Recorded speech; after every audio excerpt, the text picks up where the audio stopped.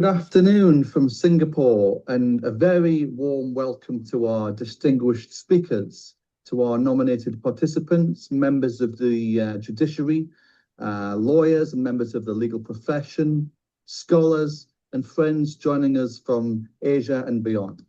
It is a real pleasure to welcome you to this exciting webinar under the UNESCO Chair on AI Law and Sustainability, as part of our global dialogues on AI for peace and sustainability. And today's discussion is on algorithmic sovereignty, judicial independence, and responsible AI use in the courtroom. We're really honoured to convene this dialogue through the Centre for International Law at the National University of Singapore in collaboration with BIMSTEC and the International Law Association Committee on Artificial Intelligence and Technology Law. I thank BIMSTEC for its partnership, the ILA Committee for supporting this regional legal conversation, Professor Nulafar Owal, Director of the Centre for International Law, for her support, and the CIL events team for coordinating today's webinar. We're especially honoured to have with us His Excellency Indira Mani Pandey, Secretary General of BIMSTEC, who will deliver the keynote address.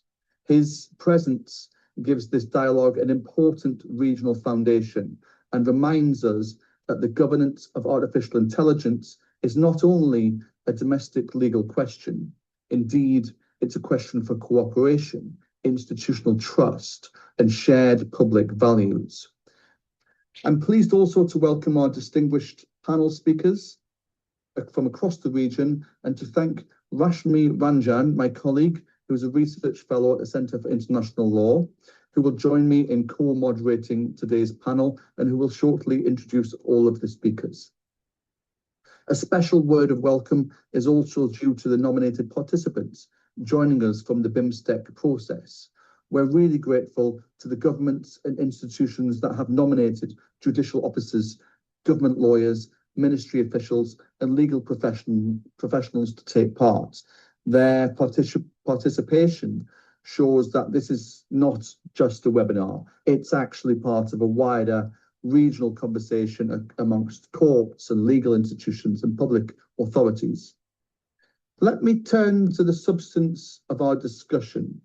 The title of today's webinar is deliberately ambitious, as we often like to do with our UNESCO Chair webinars and events, as we try to remain cutting edge and also relevant to our goals.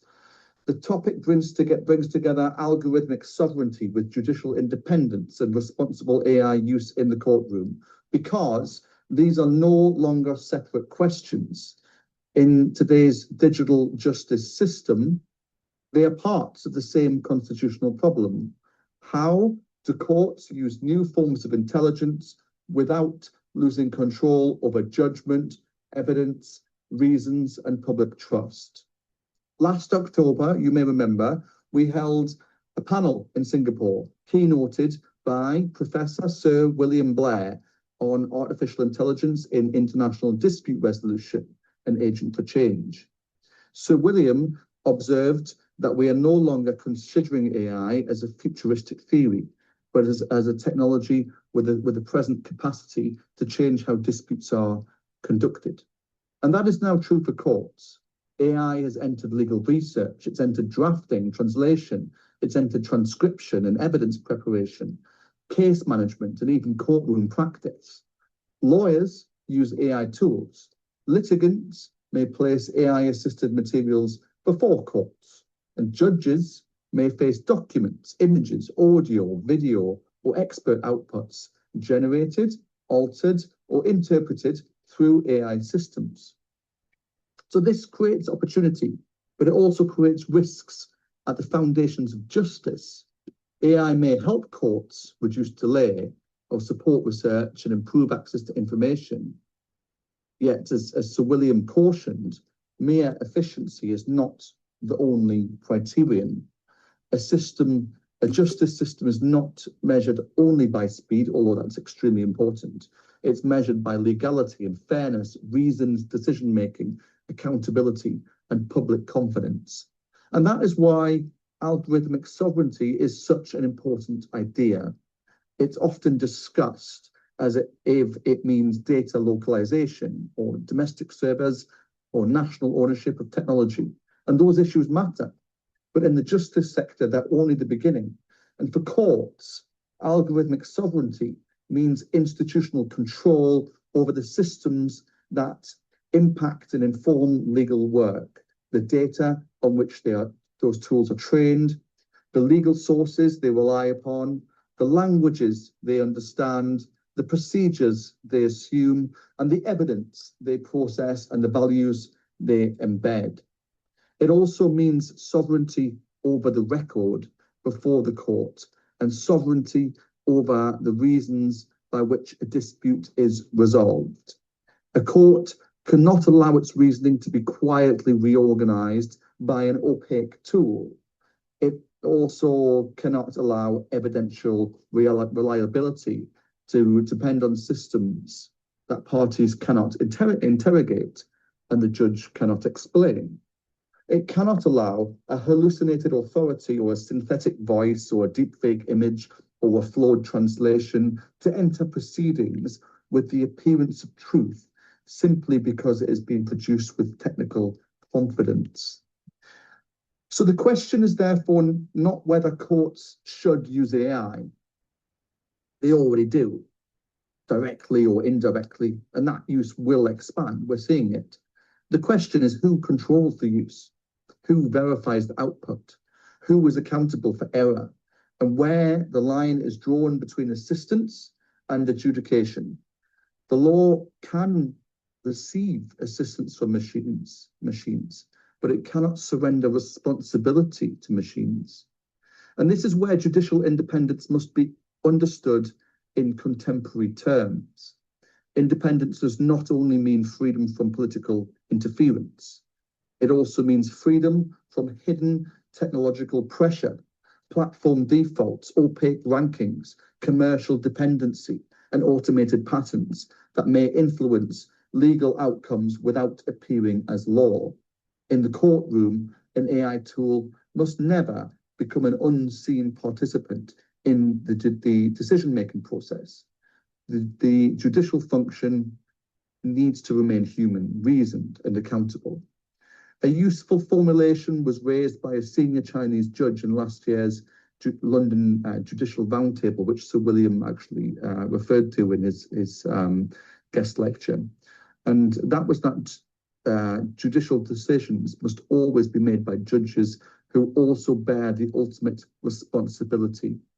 And that responsibility requires capacity to understand the tool being used, capacity to understand the power to reject its output, and procedures to ensure that the parties contest what matters to the case. As another warning puts it, AI is a tool and not the source of truth. That principle is even more important in court than in commerce. So this dialogue connects directly with UNESCO's wider work on AI in the courts. Through its AI and the Rule of Law program, the Global Judges Initiative, capacity building for judicial actors, and work on guidance for AI systems in courts and tribunals, UNESCO has placed judicial independence, human rights, transparency, and access to justice at the heart of the global conversation. The UNESCO chair on AI law and sustainability seeks to contribute to that effort, especially in this region, by creating a regional space where legal institutions can move from general principles to operational safeguards. So for today's discussion, there are some questions that we will be thinking about. What should courts know about the AI systems used by lawyers and experts, litigants, and court administrations? When should AI be disclosed? How should courts authenticate synthetic media and machine translations or AI-assisted expert reports and altered metadata? What duties should lawyers and public officials owe when placing AI-assisted material before a court? How can regional cooperation help without imposing a single model on diverse legal systems? And these questions are practical, but they're also constitutional. Verification is not a technical courtesy. It's a part of candor to the court. Disclosure is not an administrative burden. It's part of procedural fairness where AI use matters. Human oversight is not a slogan. It's the legal condition on which technology can be admitted into a system of justice without displacing judicial authority, judicial responsibility. So this webinar is intended to begin a process of discussion, dialogue, consultation. We hope to identify country-specific concerns, common areas of risk where regional cooperation may be useful. One outcome we hope to build towards is an issue map for future BIMSTEC and UNESCO chair discussions. Another is a set of themes for possible regional guidance, including verification duties, disclosure standards, authentication practices, procurement safeguards, human oversight, professional responsibility, and safeguards for judicial independence. No single institution has all the answers, and that is why a regional dialogue is valuable. We're bringing in, as you know, experts from Southeast Asia and beyond, and South Asia and the Middle East and Gulf. Courts and legal institutions can compare experience, learn from early responses, and identify principles that can be adapted to local law, language, procedure, and constitutional tradition. Algorithmic sovereignty does not require isolation. Indeed, it requires cooperation that strengthens institutional control rather than weakening it. So let me close once again by thanking BIMSTEC, the ILA Committee on AI and Technology Law, the Centre for International Law, the CIL events team, our speakers. We're very much looking forward to your presentations and the dialogue today, and everyone joining online today from the region and around the world. We're grateful for your time and your contribution to this important dialogue. And with that, I'm delighted to formally open today's session. Let me now invite Rashmi Ranjan, Research Fellow here at CIL, to give an overview of today's webinar. Thank you.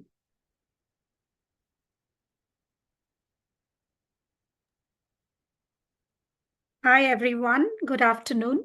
My name is Rashmi Raman. I'm a research fellow at the Center for International Law, and my work is in public international law, international criminal law, human rights. I work in the CIL Peace Project, and I'm very excited to have the honor to co-moderate this webinar. Thank you very much for the invitation to John and to the CIL team. The CIL BIMSTEC joint webinar on algorithmic sovereignty, judicial independence, and the responsible use of AI in the courtroom is now open. I'm delighted to welcome, of course, our keynote speaker and the panelists. For the keynote, we have His Excellency Indra Mani Pandey, Secretary General of BIMSTEC. This will be followed by our panelists, and they will speak in the following order. First, we have the Honorable Justice Muhammad Mushtaq, Chief Justice, High Court of Sikkim in India, followed by Honorable Justice Mahin Gopalava, Judge, Court of Appeal of Sri Lanka. The third speaker will be Honorable Justice Sutpiti Watanahatai, Judge in the Office of the President of the Supreme Court of Thailand. We then have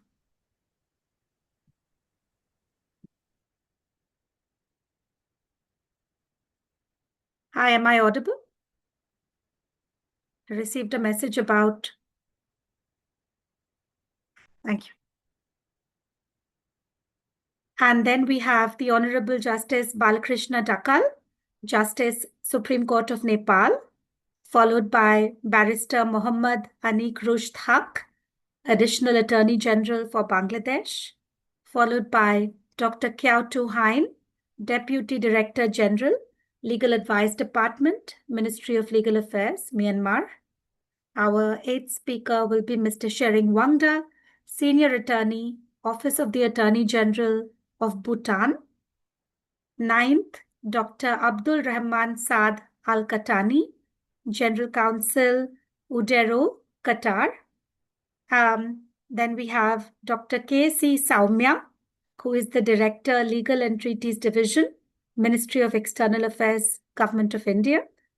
And last but certainly not the least is our speaker, Mr. Yoganathan Kandasamy, Director, Science, Technology and Innovation Division of the BIMSTEC Secretariat.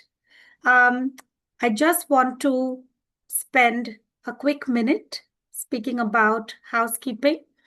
Each speaker has been allocated around 10 minutes to frame their interventions, and the panel will be followed by a moderated discussion and audience question and answer.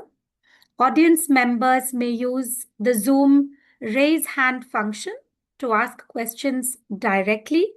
You may also place the questions in the chat. During question and answer, participants may be asked to briefly introduce themselves and identify the panelist to whom the question is directed. So without further ado, I know we have a fantastic lineup and I don't want to stand in the way of you and the keynote. So please may I welcome our keynote speaker, Your Excellency. The floor is yours and we are looking forward to your interventions. The courtroom. I thank the UNESCO Chair on AI Law and Sustainability at the Center for International Law, National University of Singapore, the International Law Association Committee on AI and Technology Law, and all our distinguished partners for working together to convene this timely webinar. Artificial intelligence is transforming societies at an unprecedented pace, including the ways courts conduct legal research, manage cases, assess evidence, and deliver justice. While these technologies offer immense opportunities to improve efficiency and access to justice, they also raise important questions concerning judicial independence, accountability, transparency, and public trust. As the UNESCO guidelines rightly remind us, artificial intelligence must strengthen rather than undermine our legal systems. Distinguished delegates, since the establishment through the 1997 Bangkok Declaration, BIMSTEC has evolved into a dynamic regional organization promoting cooperation in dealing with the security and developmental challenges faced by the member states. The entry into force of the BIMSTEC Charter in May 2024 has provided a strong institutional foundation for advancing regional cooperation. The BIMSTEC Bangkok Vision 2030 provides a roadmap for cooperation under BIMSTEC. At the 6th BIMSTEC Summit held in Bangkok in April 2025, the BIMSTEC leaders reaffirmed their commitment to narrowing digital divides, promoting an inclusive and secure digital space, and advancing equitable governance of data and emerging technologies. These priorities provide an important context for today's discussion as artificial intelligence begins to play an increasingly influential role in governance, public administration, and justice.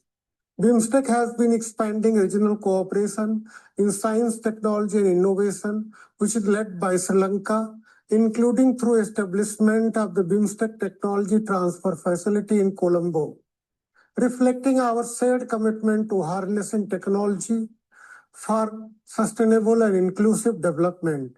Distinguished delegates, as artificial intelligence becomes more deeply integrated into judicial systems, algorithmic sovereignty has emerged as an important principle.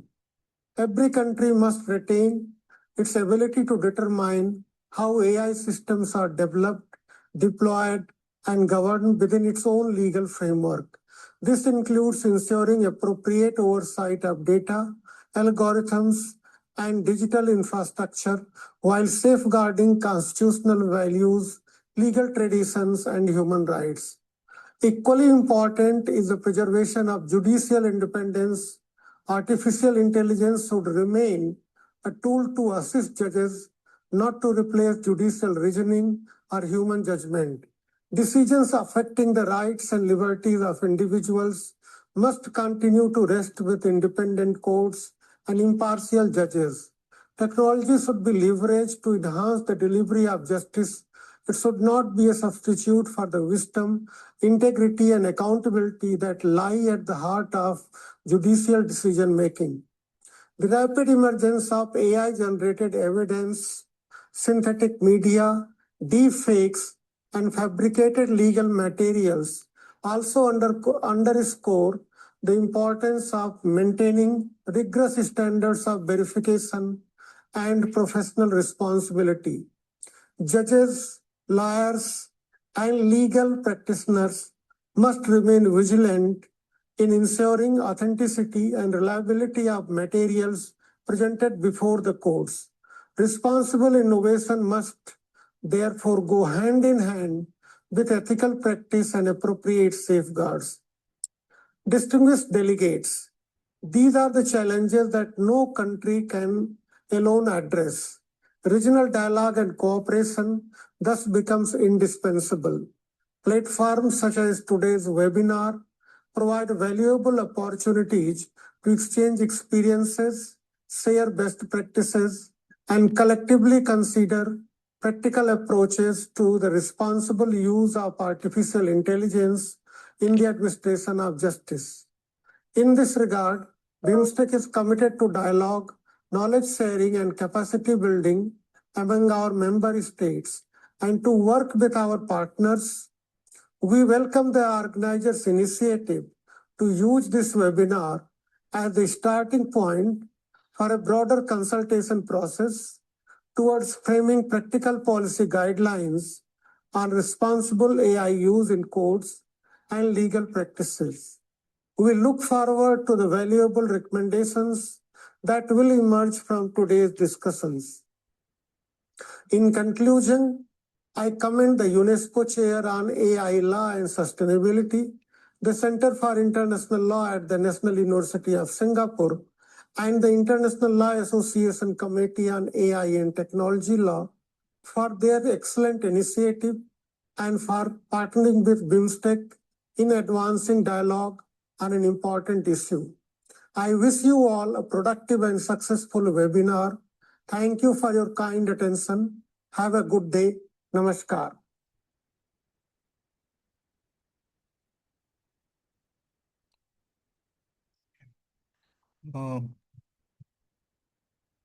May I now invite Honorable Justice Mustaq, Chief Justice of Sikkim High Court, for his presentation. Sir, the floor is yours. Thank you, Mr. Sheikh. My distinguished panelists, distinguished audience, Namaskar from India.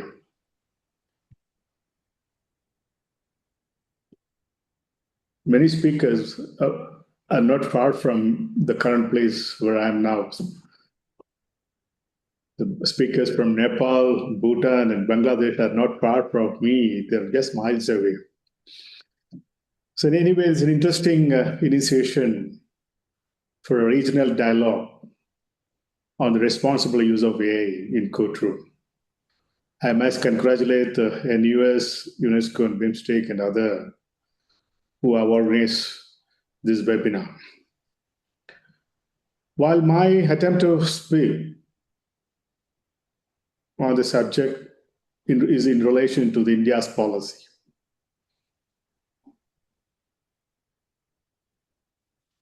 Why this algorithmic sovereignty is relevant today is obvious reason that the independence of judiciary want to be sustained. And what algorithmic sovereignty means in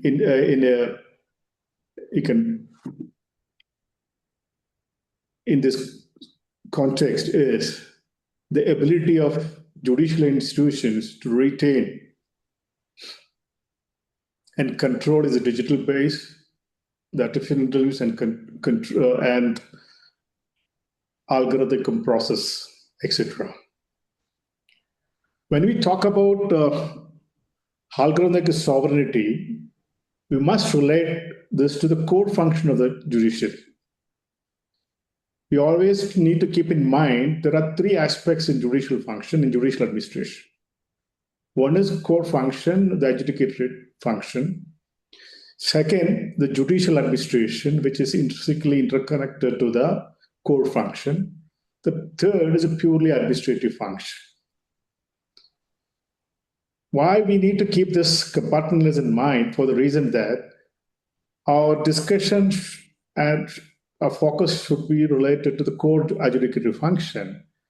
And absolutely, there is no embargo in embracing AI related to the judicial administration or administrative functions of the judiciary. So why we need discussion today? It is obviously for three reasons, the three barriers in our mind. What are the three barriers? First is a fear. What is a fear? There is a loss of judicial independence and AI replacing judges, privacy and cyber security concerns. These are genuine concerns. So what we must relate this to the core function and not to the function related to judicial administration or administration aspect of the judicial function. The second is the ignorance, the limited understanding of AI, misconception about AI, and lack of structured judicial training. The last one is uncertainty on ethical concerns, accountability, transparency. When you talk about ethical concern as uncertainty, you must look at how the compass in the US went into trouble in the matter of applying AI tools for recidivism, though ethnicity is not an issue in recidivism, but the compass, a software developed, had shown bias against the blacks. So this again is a big challenge for all of us. So these three barriers is a real concern for us in regulating the AI in courtrooms.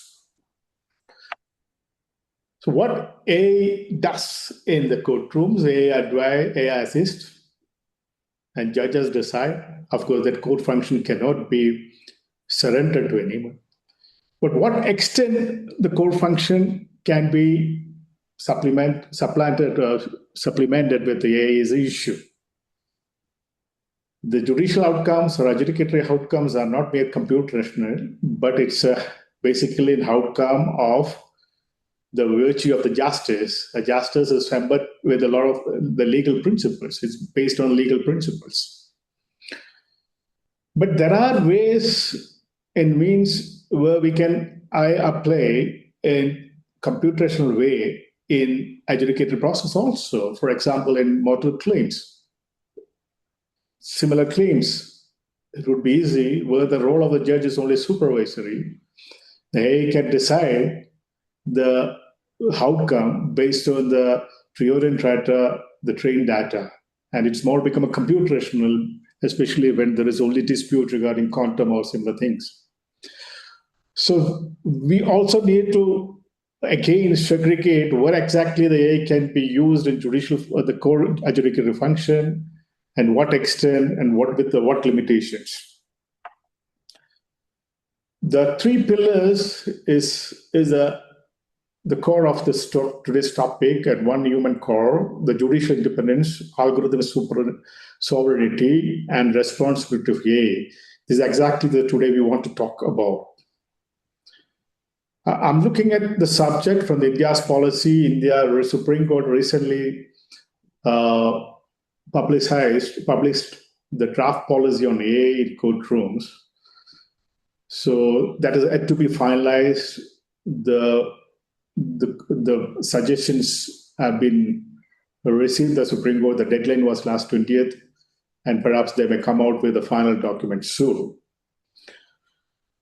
Now, before this attempt by the Supreme Court, there was another committee constituted by Supreme Court of India, where I was also part of that committee, where we drafted India's National Court Management System. The National Court Management System essentially is related to the judicial administration. That's exactly I said, there may not be much embargo in embracing AI in whatever the way we can use it in judicial administration. So India's national court management system, the documented use of AI in certain aspects. One is national policy framework for establishing courts in India. Currently, there is no scientific way of study to establish new courts. So the current approach, the approach in this national case management system is to algorithm-based study, understand the reason for establishing new courts, and based on its causations. For example, the national security matters is given the prime concerns, the larger national interest, social interest, commercial interest, and individual interest. If past certain tipping points, the algorithm will alert the policymakers to establish a new court for adjudication of those cases. The second is related to the court infrastructure and flow, where currently in India we use unit system with given targets to judicial officers to dispose of cases. This is most unscientific way, and this study focus on using algorithm to fix the timeline for the disposal of cases, taking into various factors, variables like complexity, total pendency of the cases in a particular court. So the timeline will be fixed by algorithm. Third aspect was focusing on individual performance of the judges, which always now based on the subjective satisfaction of the supervising authority. And now its focus wants to focus on qualitative, quantitative analysis by through algorithmic measures. So now India is moving to right direction to evolve the policy. The first of the policy was actually implemented in Kerala, is more or less is modeled on UNESCO guidelines. The draft that was implemented in Kerala, and it is prohibited the judiciary and the district judiciary from using for AI in core adjudicative function. And if it is found they're using it in such any manner, that would entail in disciplinary action.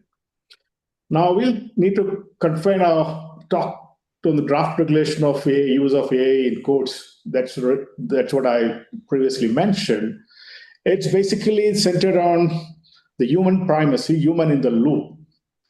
And it refers to the various regulations in that use of AI should be consistent with the constitutional principles, the rule of law, accountability. It is next slide, Yashik. Yeah, thank you. The data protection, purpose limitation, data integrity, auditability, oversight, fairness, inclusivity, accessibility, the cyber security. It covers broader aspect related to the use of AI in courtrooms. Of course, as I mentioned earlier, it has not become it is not finalized. If you look at it, one of the fear I mentioned is the privacy. India also have enacted data protection law. Of course, is it to be notified. And next slide is about institutional mechanism under the proposed regulations, creating apex body at the level of Supreme Court, which consists of various stakeholders, including the judges and experts, and multi-stakeholder composition, core function, all has been referred. And there are different layer of committees have been constituted, proposed to be constituted: Judicial Committee, Technical Committee, Case and Data Management Committee, Center for Research and Excellence, and AI Secretariat, enabling multi-layer governance. It's also mandate the maintenance of AI registers to make it as a transparent and accountable. So each court, it mandates that each court bound to maintain AI registers and such forms with such particulars appropriate authority may prescribe, documenting various aspects you can see from the slide. So which would ensure the transparency, accountability, track and life cycle of AI system, facilitate regulatory oversight, and promote public trust. So while regulating the entire use in AI, the draft policy also insists on that it should be transparent and should be accessible to the public as well. So to create a public trust in such system. And I'll just take you to the couple of regulations which might be quite interesting for others. The regulation 46 refers to the prior approval of an evaluation, and no private entity may participate in Code A without appropriate authorities' written approval. So it wants to retain the sovereignty with the code. The current, as mentioned earlier, the fear now exists with that loss of independence is because we see large private players, and as a result of the many other applications, and there are instances in various places where citing precedents which more of created by deepfakes or maybe a result of hallucinations. And court is quite concerned about it, the related to protecting core function, so that court want to retain its control on the data and the use of the AI within itself. But of course, it is possible to have a tie-up or association with the private players, provided a written prior permission is obtained from authorities. It also provides various provisions in that IP data and intellectual properties, protections, ownership, procurement principles, breach and non-compliance, continuous oversight exercise. You can see that how India is focusing to regulate AI in courtrooms. For want of sufficient time, I'm not taking into an entire aspect. I'm just broadly referring to those aspects you can see from the slides, and I'm sure that the organizers will share the slides to all participants. It also refers to AI audits, so that makes a lot of responsibility and accountability, institutional responsibility of AI audits, because India is a vast country. There are 25 high courts and many district courts. So it wants to see that through the registers, it maintains the details and see that regular audit is concerned. And other key provisions, you can see that in next slide, AI incident database.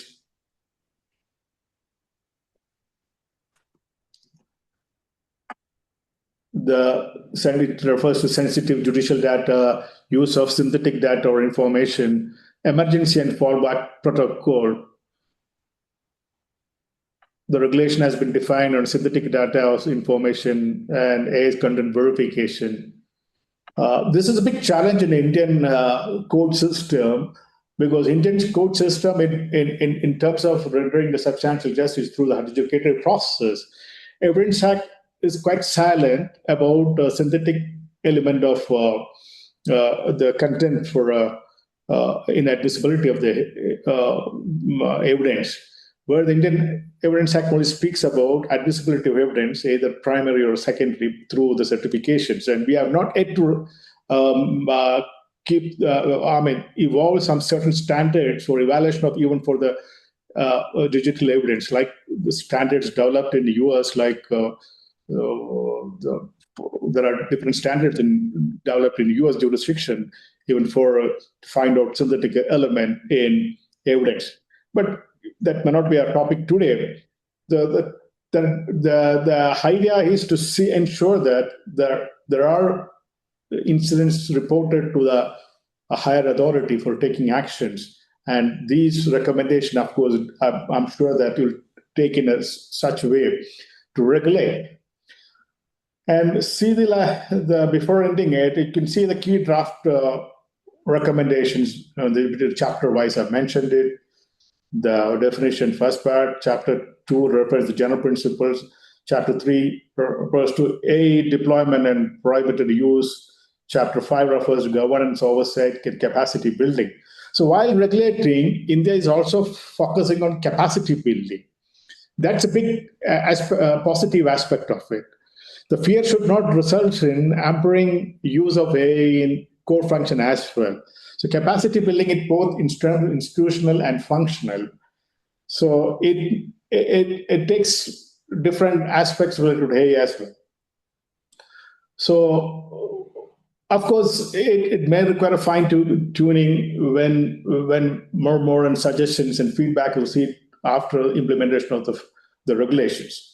The last part of my slide is India also, in the line of the GDPR, drafted the enacted the data protection law, where there is exemption under the Section 17 of data protection law for processing person data for the purpose of judicial function. But it may have a different implications when we use those data for AI. Maybe the regulation now drafted would take care of those aspects. Finally, I want to say while we need to regulate use of AI, it is because of our fear now or uncertainty, whatever may be the reasons. We have to keep in mind what we have to come out with the regulation is positive use of AI in court function, which will, throw away a rest of concern related to use of AI. Rather than regulative, rigid regulation may be counterproductive. So court as a final authority to retain entire database within itself and to develop individual judicial grid within itself. And we in-house or within the judicial function, we have to develop our own AI system rather than falling back on the private players and foreign vendors for use of AI in court judicial function. That should be our ultimate aim. And again, I would stress more regulation would be more counterproductive because this is an era we cannot live away with from the use of AI, and court also need to embrace it in all levels, even at the level of judicial function. What extent and what with limitation is a matter for the policy to decide. And with this, once again, I thank you one and all for giving me the opportunity. Thank you, Jai Hind.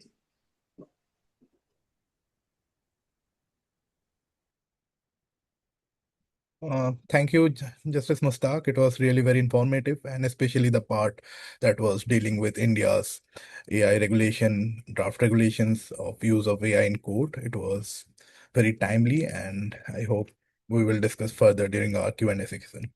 Let me now invite Justice Mahin Gopalawa, Judge, High Court of Appeals, Sri Lanka. Sir, kindly present your intervention. The floor is yours. Thank you. Yeah. The chair, distinguished panelists and participants, good afternoon.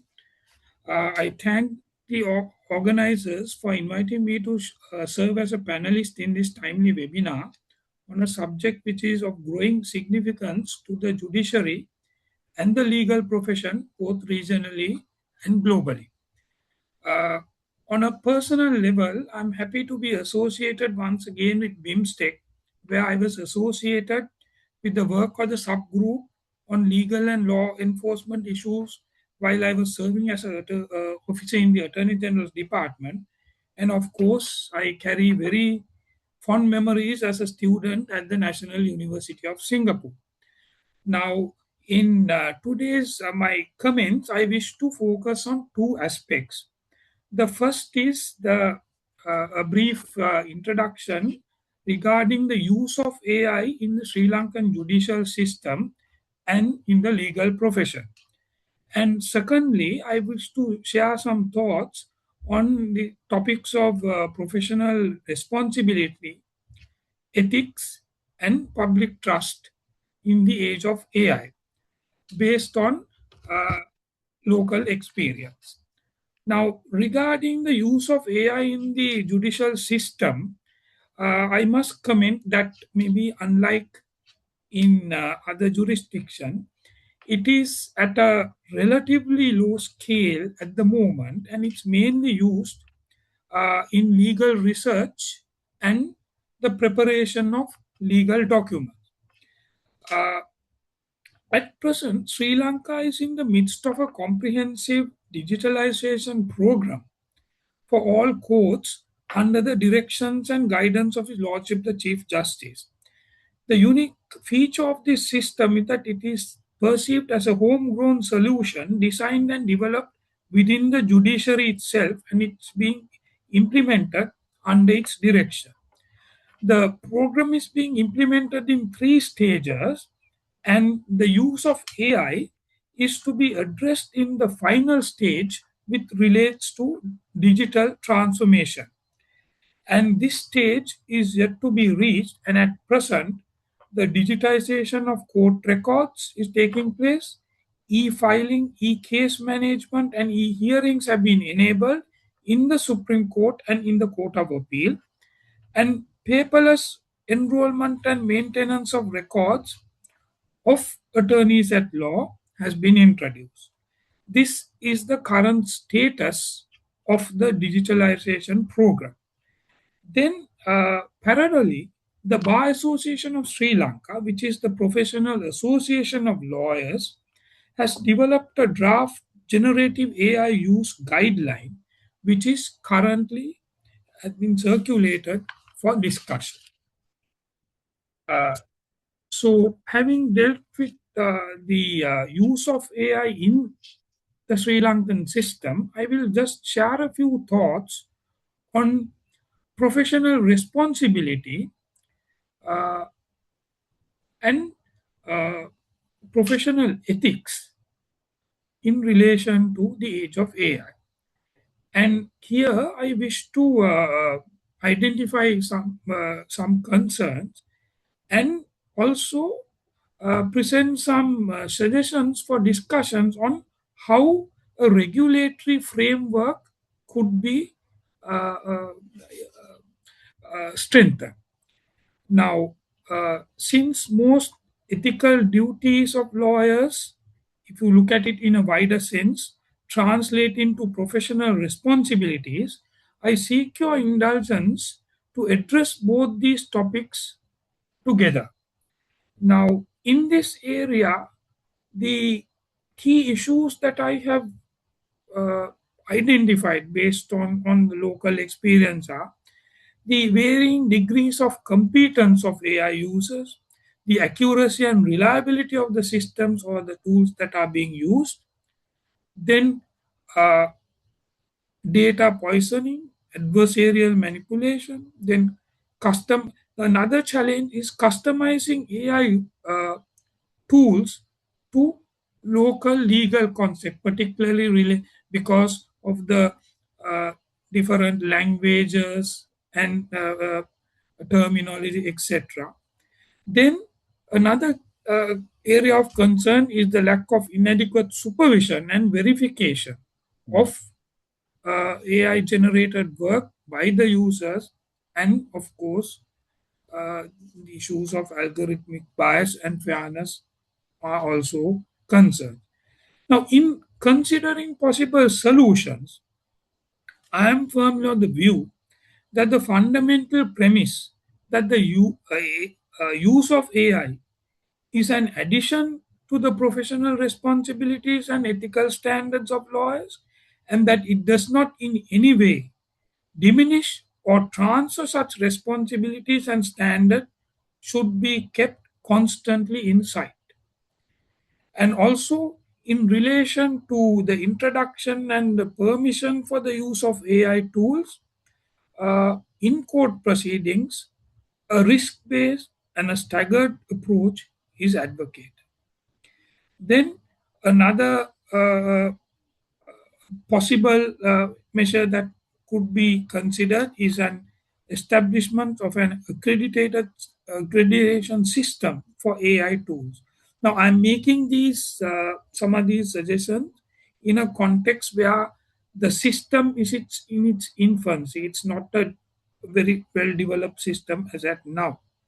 Then I also see that another critical requirement is to strengthen the regulatory regimes relevant for the use of AI. Now, here there are different stakeholders. I would say, firstly and most importantly, the professional conduct of lawyers need to be regulated, taking into account the use of AI. So, in that sense, it would be necessary to suitably amend the rules relating to the professional conduct of lawyers. And in a Sri Lankan context, that responsibility lies with the Supreme Court, which is the authority which admits and regulates the conduct of lawyers. Then also, it would be equally important to amend the rules of court, setting out standards for the use of AI in court proceedings. Now, this again, in the Sri Lankan context, the formulation of rules of court is a function performed by the Supreme Court. Then also, depending on the particular structure of the legal system, in order to introduce the use of AI, it may be necessary to amend laws of procedure and evidence as required, and that would be a function for the legislature.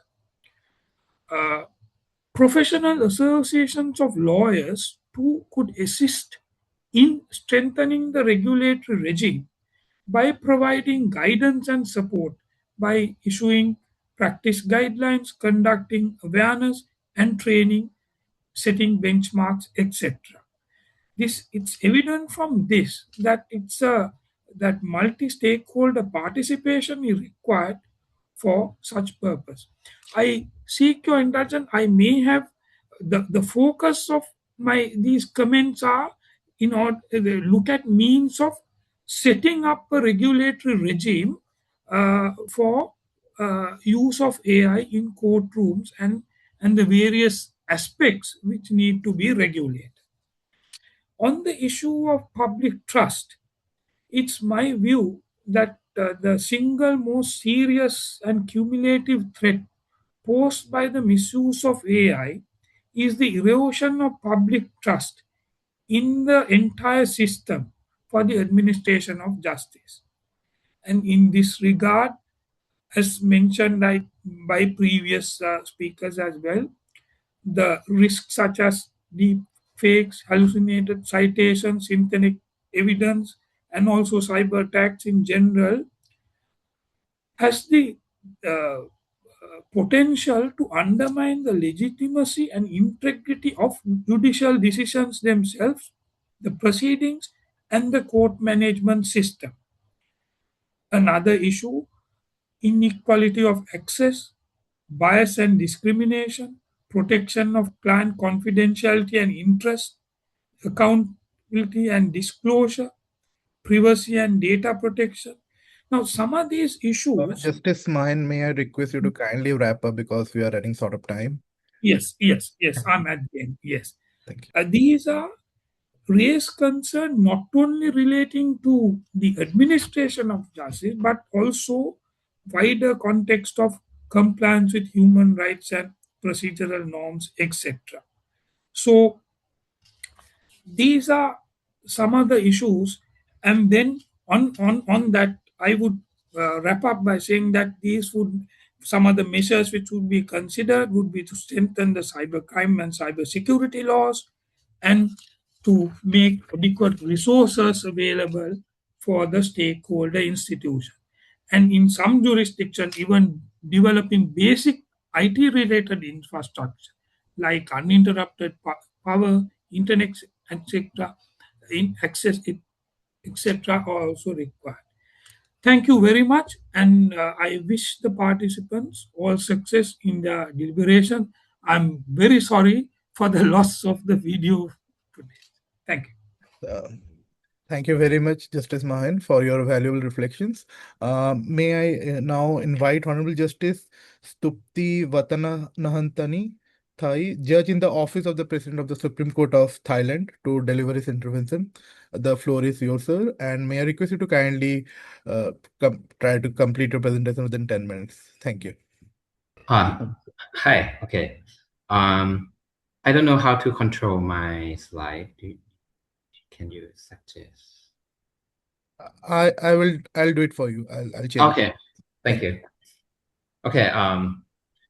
Good afternoon, Excellencies, distinguished fellow panelists and participants. Thank you to organize for this kind invitation. Today we stand at a critical intersection between rapid technological advancement and the timeless principles of justice. In Thailand, our judiciary acknowledges that artificial intelligence is double-edged sword. It offers immense potential to enhance judicial efficiency, but it also presents unprecedented risks to procedural fairness and algorithmic sovereignty. Today, I would like to share Thailand's current approach to these challenges, focusing on how we guide our judges internally, how we regulate litigants externally, and the practical realities we face in the courtroom. Okay, moving on to the next slide. Okay, let me begin with our internal policy. To guide our judges, the President of the Supreme Court issued a recommendation on the use of AI in judicial work last year. This guideline permits the use of AI for administrative and academic support, such as legal research or organizing case data. However, it draws a very strict line. AI cannot be used to analyze disputed facts or dictate the outcome of a case. While this recommendation serves as a soft law or a mindful reminder rather than a strict disciplinary code, it is deeply intertwined with judicial ethics. Any judge who allows an AI to interfere with their independent decision-making process would essentially be violating the core ethical code of judicial independence. Okay, next slide, please. Okay, now shifting to the external front, we must also regulate how parties interact with the court. The Civil Court recently introduced a regulation requiring litigants to explicitly disclose any use of AI in drafting pleadings or evidence. Transparency is mandatory. Parties must use specific baskets to indicate AI-generated text. More importantly, the burden of verification rests entirely on the litigants.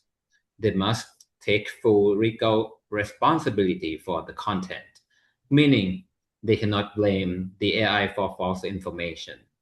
If a party fails to comply or submits fabricated information, it can be treated as a behavioral breach within the court premises, effectively amounting to contempt of court. Okay, next slide. Despite these frameworks, the practical realities is challenging. According to the Secretary General of the Civil Court, we see a high volume of AI usage among pro se litigants, especially in online purchasing disputes. While we have not yet encountered severe cases of deepfakes or synthetic evidence, AI hallucination is a real issue. We occasionally see hallucinated Supreme Court citation. Fortunately, our judicial system relies on a quorum, meaning cases are deliberated by a panel of judges, which creates a natural peer review mechanism that catches this error. However, the most significant hurdle we face today is the lack of effective AI detection tools. Without reliable software to detect undisclosed AI usage, taking strict enforcement action remains difficult. Next slide, please. Beyond immediate regulations, the Thai judiciary is actively implementing a forward-looking infrastructure.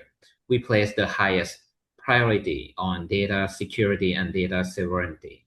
Given that our court records contain highly sensitive personal data from legal cases, to ensure absolute protection, our Data and AI Governance Council will strictly oversee all algorithmic and data interactions. Furthermore, to directly combat the challenge of AI hallucinations that I mentioned earlier, we are launching a key strategic project to provide a verified, comprehensive, and secure judicial data set. To give you a clearer picture, this involves creating a centralized, anonymized data repository by applying rigorous protocols to electronically store information. We ensure that case metadata is preserved securely. This clean repository allows AI models to utilize accurate, machine-readable legal ontologies and verified precedents rather than scraping unverified data from the internet. This will drastically reduce the risk of misinformation. Under our core strategic plans for 2026 to 2029, these robust governance initiatives will serve as the backbone to safely support self-represented litigants. To be clear, our aim is not to replace legal counsel with robotic lawyers. Instead, we want to use AI to democratize procedural access. For instance, we envision AI-powered smart triad systems and guided document assembly tools that translate complex legalese into plain language. This will help proceed litigants understand court procedures, draft basic pleadings accurately, and navigate the procedural maze. Ultimately, this ensures that technology democratizes legal access and empowers citizens to defend their rights effectively without ever compromising our data security. Move to the last slide. The next one. Okay. Oh, no, not this one. That one is the numbers. Yeah, this one. Thank you. Okay. In conclusion, the Thai judiciary does not hold a restrictive or closed-off policy towards AI. We recognize that algorithmic sovereignty and AI-related threats are borderless. Therefore, our way forward is rooted in an open and collaborative stance. We strongly believe that regional cooperation through platforms like BIMSTEC is essential. By sharing best practice, co-developing advanced AI detection tools for legal proceedings, and establishing unified ethical standards, we can ensure that AI serves as an instrument of justice rather than a threat to it. Thailand is fully prepared and willing to be a proactive partner in this global dialogue. Thank you. Yeah.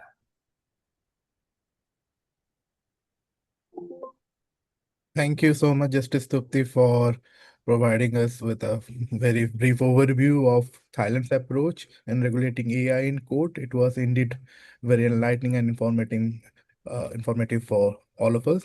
So I'm now pleased to invite Honorable Justice Balkrishna Dhakal, Judge, Supreme Court of Nepal, to share his remarks. Justice, the floor is yours now. Thank you. Thank you very much. Dr. Trube, Your Excellency Secretary General, distinguished colleagues from across the BIMSTEC region. It is an honor to be part of this dialogue. I think the UNESCO Chair on all AI and the sustainability of the Center for International Law, National University of Singapore, and the BIMSTEC Secretariat for bringing us together on the subject of this. For those of us based no longer than the horizon, it is already our courtroom. I speak on behalf of the Supreme Court of Nepal. My remarks focus on our assigned theme, judicial capacity, cybercrime evidence, and responsible AI use in the Nepalese digital proceeding. I'll share that we are faced of the difficulties and what I believe we need to do together as a region. Nepal primary legal framework for the digital evidences and the Cybercrime in Electronic Transaction Act 2063 enacted in the 2006. It gives the legal recognition of the electronic records and digital signatures. Establish information technology and the tribunal to specialize the adjudicatory. Yeah. And yes. And I want to say that in Nepal, judiciary has been waiting. We have been moving in September 2024, over 40 key stakeholders, including the judges, government attorneys, senior advocates, and the representative from the Supreme Court, the Nepal Bar Association, and the National Judicial Academy, gathered for the Nepalese first national consultation on the UNESCO draft guideline for the use of AI in the judicial system. A member of the officers from our courts who are participated from the today's sessions were part of the proceeding, and I believe this webinar itself in the contribution of the learning. I hope this kind of regional exchange becomes regular, because these are not issued any on the countries on the solve alone. Also, the UNESCO MOOC on AI and the rule of law has been useful resources. Some of court officers in the Supreme Court who have been gone through to training have found it in the valuable on the orienting themselves to the legal and the ethical dimension of the AI. And I would encourage broader and upgrade across the region. Our Supreme Court first 5 strategic plan covering on the 2022 to 2029 recognize the AI as a tool of the case management and judicial efficiency. E-filing is available at the Supreme Court level. A couple of weeks ago, Supreme Court Nepal adopted IT policy for the massive implementation of the IT-based activities in all level of courts and the tribunals. We have also started online hearing and live streaming on proceedings. We're now working on the connecting on the law reporting system, the Nepal Kanun Patrika, with AI tools to assist in the judgment drafting and make our jurisprudence more searchable and accessible. One of the most precedent challenges in the Nepalese judiciary is delay in the judgment delivery, and AI in the drafting is assistant used with the proper judicial oversight has genuinely plenty to the help address that. We are also using AI in the translating, particularly for our judgment to the human rights, environmental matters, and the public interest litigation, so that our jurisprudence reaches beyond those of the Nepali. I should also mention that the September last year, during the period of the significant civil unrest to take place amidst of Gen Z protest in Nepal, the Supreme Court and the building and was largely destroyed by the fire. We lost our substantial amount of material, including our server infrastructure, and the damage in our record of the system was seriously. It was a difficult moment with the institutions, but we took the experience, made it clear the great efforts. We are the valuable the digital backup and the implementation of the maintaining the records in the form of our survive physical destruction. We are able to retrieve many files and preciously because of the digital systems we had put in the place. We rebuilt, we moved forward. UNDP and the supported some of the IT work during these periods, and we are grateful for the partnership. The episode on this painful it was, and depend on the understanding of the digital realize it was a technical matter for the institutional one. Now coming to the cybercrime evidence, the Khartoum District Court and until certainly the day only court in the Nepal authorized to be cybercrime cases in the decade after 2013.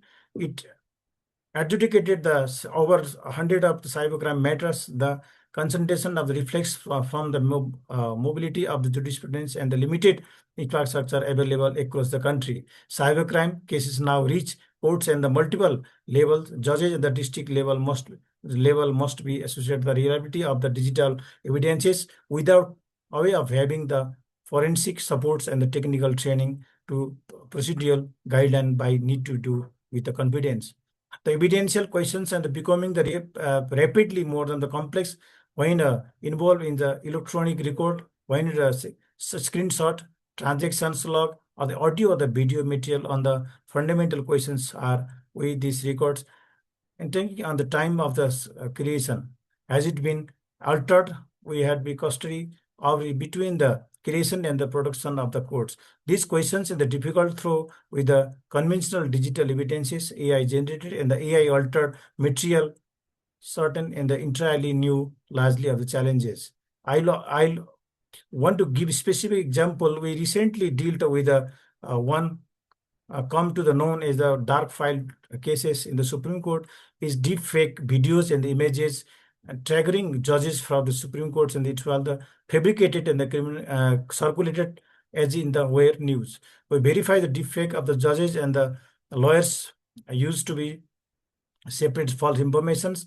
This case brought home in the most direct to possible the deepfake as not on the further risks in the Nepal. They are a present one. The threaten not only the parties to litigations but the institutional in this court of itself. Now coming to the challenges, lawyers, bench, associated, and the legal researchers across the Nepal are increasingly using the generative AI to the drafting, the pleading, and the presentation on the legal grounds. The tools are powerful and the inclusive to use. It's real, but Nepal's legal system doesn't scrutinize all the other authorities of the documents. It examine the content. AI generated legal arguments can be content, let's say, on the case a certain fabricated statutory provision or reasoning to the sounds and the authoritative, but is grounded in the nothing to AI. A judge receiving such documents has present a systematic way of the knowledge, and it were to the look and into the, it is the problem for the integrity of the proceeding, and it is one of will not be restored. Another challenge in connecting directly to the time and the algorithmic sovereignty on AI tools in the across the Nepal's legal practices are almost entirely foreign developed, trained procedurally to the English language, and the data and control through the private instructors are not announceable of the Nepalese institutions. Nepalese legal system operates the Nepal and several of languages. Our constitutional tradition, our procedure law, our sustainable rights and the framework, they reflects our own history of the value.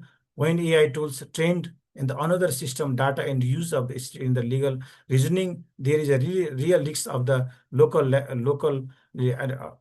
anatomy is quietly encouraged by the default.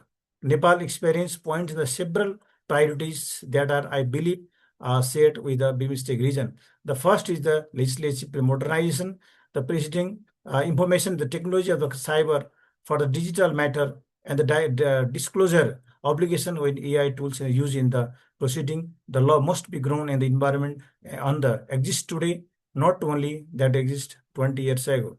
The second is judicial training to the reaches the whole May I system. request you to kindly wrap up? It's going to finish. And AI fabricate, I will welcome to the regional training initiative on the BIMSTEC umbrella and other judicials to the justice from another, and the share the protocols and the develop the common stakeholders. The cross-border nature of the cybercrime and the AI-related risks makes cross-border sharing my essential. The third in the investment in the AI tools and the legal grounds to the local languages, local laws, and the local institutional values. Algorithmic sovereignty is the justice sector means that the Nepal courts remain the capacity to make the decision using the tools and the understanding can be expanded, and tools that reflect the Nepal decision aspiration. We look forward to all the BIMSTEC member. Thank you very much. Thank you so much, Justice Dhakal, for your valuable insights from Nepal and also your recommendation for BIMSTEC and the wider region. May I now invite Barrister Mohammad Anik Rusithak, Additional Attorney General for Bangladesh, to kindly deliver his intervention. Sir, the floor is yours. Thank you. Thank you. Let me start by saying that this is not an AI-generated image of mine. This is physically me who's here. Assalamu alaikum and good afternoon to everyone. 400 years ago, Shakespeare wrote Macbeth in honor of King James VI of Scotland and staged an act depicting the Gowrie conspiracy, one of the most famous unsolved mysteries. Macbeth, playing a mirror character of Alexander Ruthven, has in his soliloquy hallucinated about a dagger pointing its blade towards King Duncan's room, which leads him to commit regicide. And the soliloquy goes as follows, that, "Is this a dagger which I see before me? I have thee not, and yet I shall see. Art thou not, fatal vision, sensible in feeling as to sight, or art thou but a dagger of the mind?" For that dagger was never retrieved from the turret of the Gowrie house. Those of us who are in pursuit of justice must ask ourselves, is this a dagger which I see before me? Or is it a false creation of the synthetic mind, which we prefer to call the AI? With regenerative AI getting better at creating high-fidelity fake realities and digital forensic experts losing their ability to differentiate, it is now mandatory that we observe ourselves closely so we do not surrender our judicious minds, hence our sovereignty to extraterritorial algorithms. The chairperson, Secretary General, His Excellency Indra Maniram, distinguished delegates, esteemed members of UNESCO, colleagues from the bench and bar from other countries, ladies and gentlemen.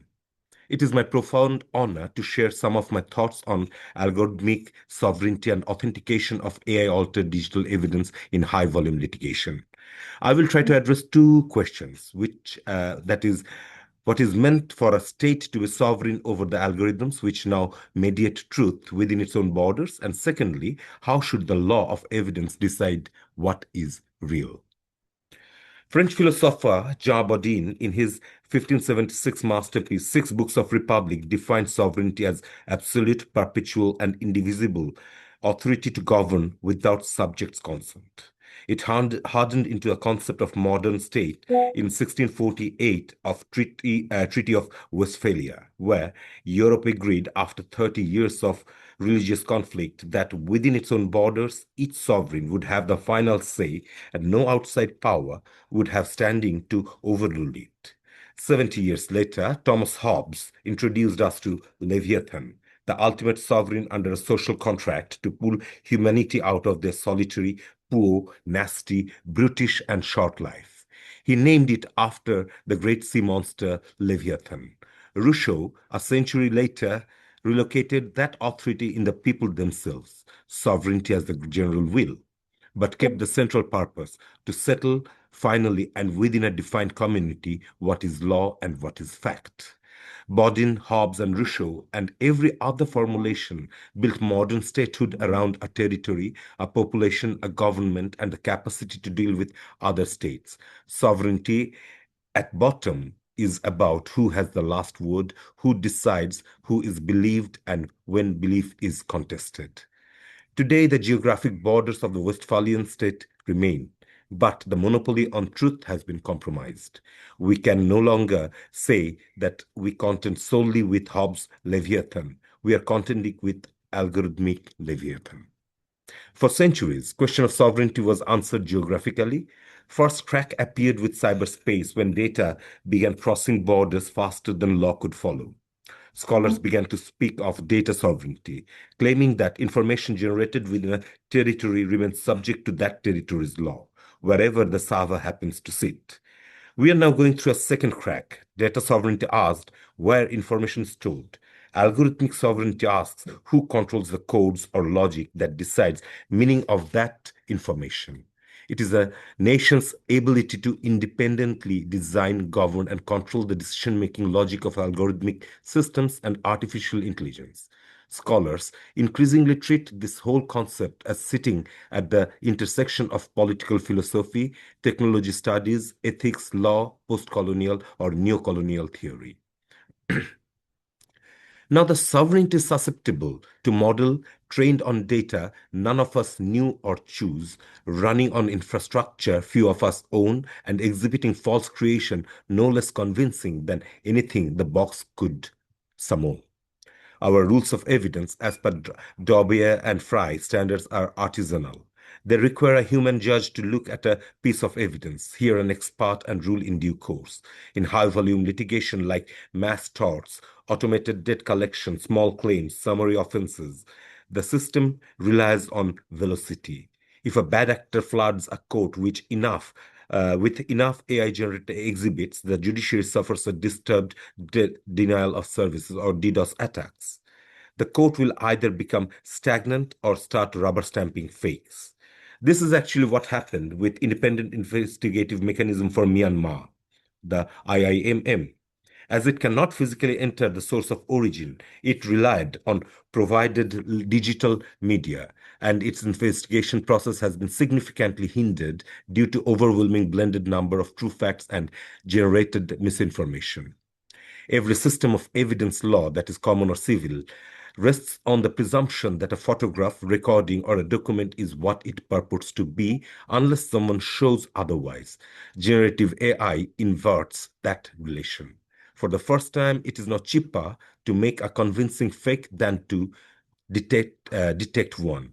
This new paradigm meddles with the court's ability to discern facts from fiction, upon which the right to fair trial and the entire justice apparatus relies on. Two consequences follow. The obvious one being that misleading precedents enter the record based on false evidence. The subtler one is, as Professor Bob Chesney and Daniel Citron has named, the liar's dividend. They describe the phenomenon in which the existence of real deepfakes make people skeptical of genuine information. Once everyone knows deepfakes exist and how difficult it is to flag one, anyone caught by genuine evidence can plausibly claim it was invented. The deepfake defense has now become a common approach in political and commercial litigation. The dividend is therefore paid by mere possibility of AI's potential. We are gradually, just a little like Macbeth, not only capable of being deceived by a false dagger, we are slowly losing our confidence and sanity in the real one we hold in our hand. Jurisdictions are responding to this differently. The US Judicial Conference's Advisory Committee spent 3 years drafting their evidence rules, which, on the fastest realistic track, will take effect no earlier than in December 2027. They basically proposed a burden shift mechanism. The rule would apply only once the opponent shows a reasonable basis to find the evidence, AI altered, after which the proponent must show their probative value outweighs the prejudice. The EU has taken an ex-ante approach or upstream approach. The recent 2026 Digital Omnibus amendments require the providers, which are the companies like OpenAI, Midjourney, 11 Labs that create generative AI system, to embed machine-readable markings so detection software can easily trace its artificial origin. It also requires the deployers, which are the agencies, brands, media outlets, freelancers, using those tools professionally to ensure a human-readable disclosure to the end user. On the other hand, India, before the drafting of the draft regulation, has opted for a certificate-based system, which is a downstream approach, carried from Section 65B of the Evidence Act into Section 63 of the Bharatiya Shakha Adhaniyam, which mandates a certificate, including the hash value, to authenticate the electronic records and to confirm that it has not been altered since. Bangladesh has also employed this technique to trace the source, but the limitation of this is that it cannot prove whether the media was already AI generated. Hash value only confirms whether the file has been changed or not since the hash was generated. None of these attempts, I respectfully suggest, are suitable for the volume of cases several of our judiciaries carry. Cryptographic hashing, digital watermarking, AI-driven forensic analysis tools are the usual resorts. But in high-volume litigation, human review is mathematically impossible, and we are compelled to employ, again, algorithms to authenticate the digital evidence. And we go back to our first question. By relying on proprietary algorithms, the state delegates its sovereign judicial authority to code. We risk creating a legal reality reminiscent of Franz Kafka's The Trial. Just like Joseph K. was never told what crime he committed, a defense counsel cannot cross-examine a line of code because of the trade secret, which may be responsible for an error or an algorithmic bias. The defendant has no human judge in that sense. Algorithmic sovereignty, properly understood, is not an unrealistic demand to reject these tools. It is the older Bodinian demand that the final word on what may be believed in a state's own courts remain unanswerable to that state's constitutional process. I'll take 2 more minutes, even though the technical ground beneath is of necessary global. It requires a new jurisprudence that demands algorithmic transparency and accountability. It requires a shift in judicial philosophy where we recognize the code is not neutral. Algorithms carry biases, fallibilities, and the sovereign ambition of their creators. Let us not forget, just like in Mary Shelley's Frankenstein, the tragedy was not that humanity created artificial life. The tragedy was that humanity failed to take responsibility for the actions of its creators. Thank you. Thank you, sir, for such a thoughtful presentation. May I now request Dr. Thu Hen, Deputy Director General, Ministry of Legal Affairs, Myanmar, to share his remarks. Sir, the floor is yours. Thank you, Mr. Hari, for the floor. Very good afternoon, distinguished delegates, ladies and gentlemen. It is my great pleasure for having the opportunity to join this conference online today. In this conference, I will touch upon the minimum safeguards for AI-generated evidence, chain of custody, and procedure fairness under Memalinga framework. Allow me to provide a brief on AI-generated evidence in court. Next slide, please. Evidence is a long-been currency of justice, traditionally consisting of human testimony, documentary proof, forensic material, and expert reasoning used to establish facts before court. Now, artificial intelligence AI is now embedded in modern evidentiary process across courts and tribunals. It also makes the impact of AI, which is becoming increasingly noticeable in legal proceedings at the courts. In legal proceedings, AI-generated evidence such as deepfake videos, synthetic voices, machine translations, and algorithmic forensic reports, images are presented by parties, not only plaintiff, but also defendant, including their legal counsels and experts as well. Next slide, please. Now, when we talk about the AI-generated evidence, there are some consequences of using it. We can classify AI-generated evidence in two categories: acknowledged AI-generated evidence allowed by the court to be used as the relevant evidence in court. The problem is that we have the unacknowledged AI evidence which are submitted to the court. Those are, as I mentioned before, deepfake videos, fabricated documents. These type of evidence pose significant challenges for detection and authentication and court proceedings. These evidence without human oversight includes false information, incorrect citations, non-existent cases, and also statutes. In court, these are the main concerns with AI-generated evidence. It is about the possibility of misuse. Judges are facing challenges in evaluating the admissibility of such evidence. How to ensure the evidences are admissible? Court must determine whether the admission of AI outputs that affect guilt determination impede the process of a fair trial. These are serious implications for the administration of justice and public confidence in the justice system if artificial intelligence is misused. For these reasons, AI-generated evidence becomes a serious threat to public trust in the courts. Let me now move on to another slide. It is about I will explain about the AI-generated evidence and Myanmar Evidence Act. Under Myanmar Evidence Act, evidence can be distinguished into oral evidence and documentary evidence. Under Section 3 of the evidence, documents include electronic record and information.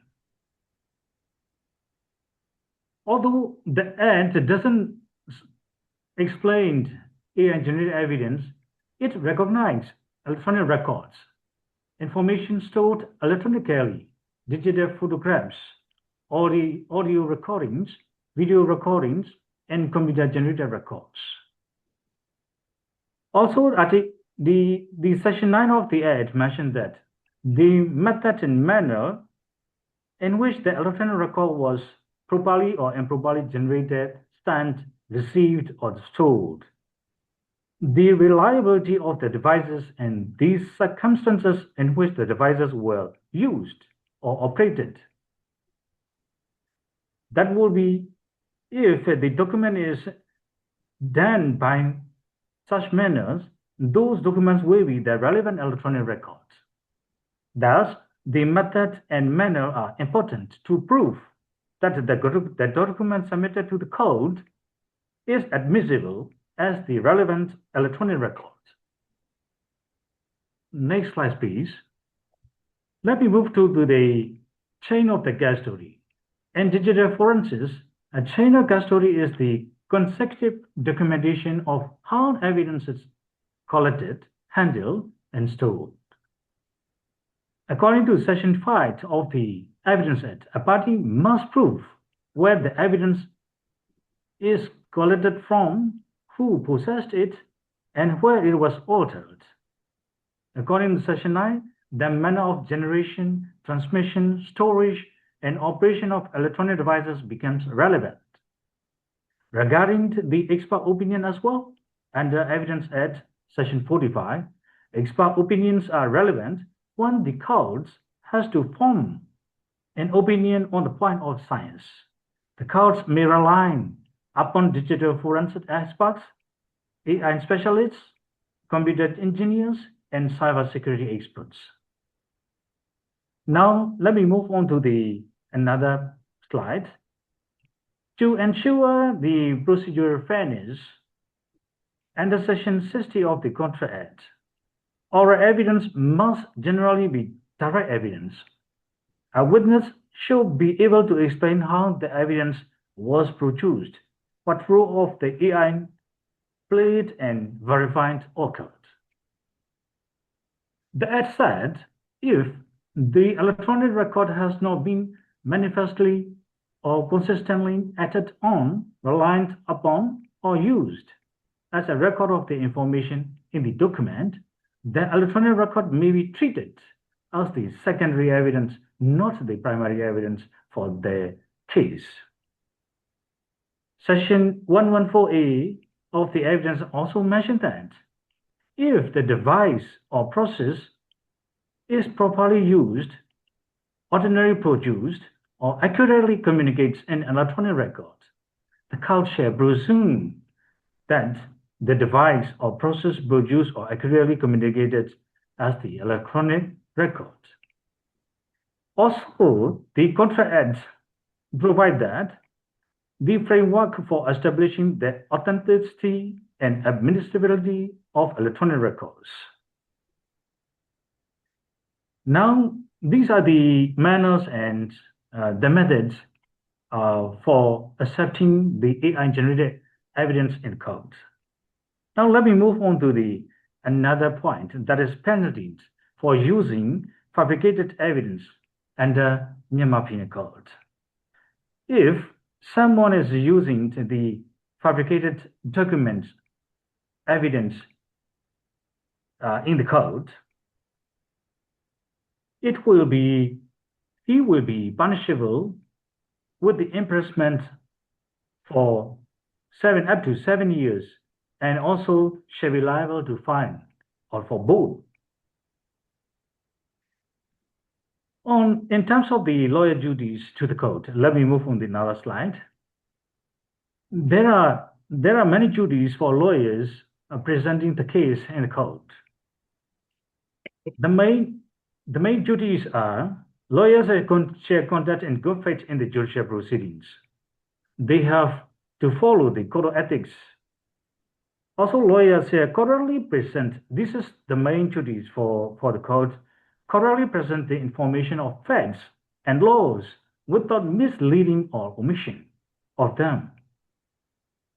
The presentation of false or inaccurate information to the court is unacceptable.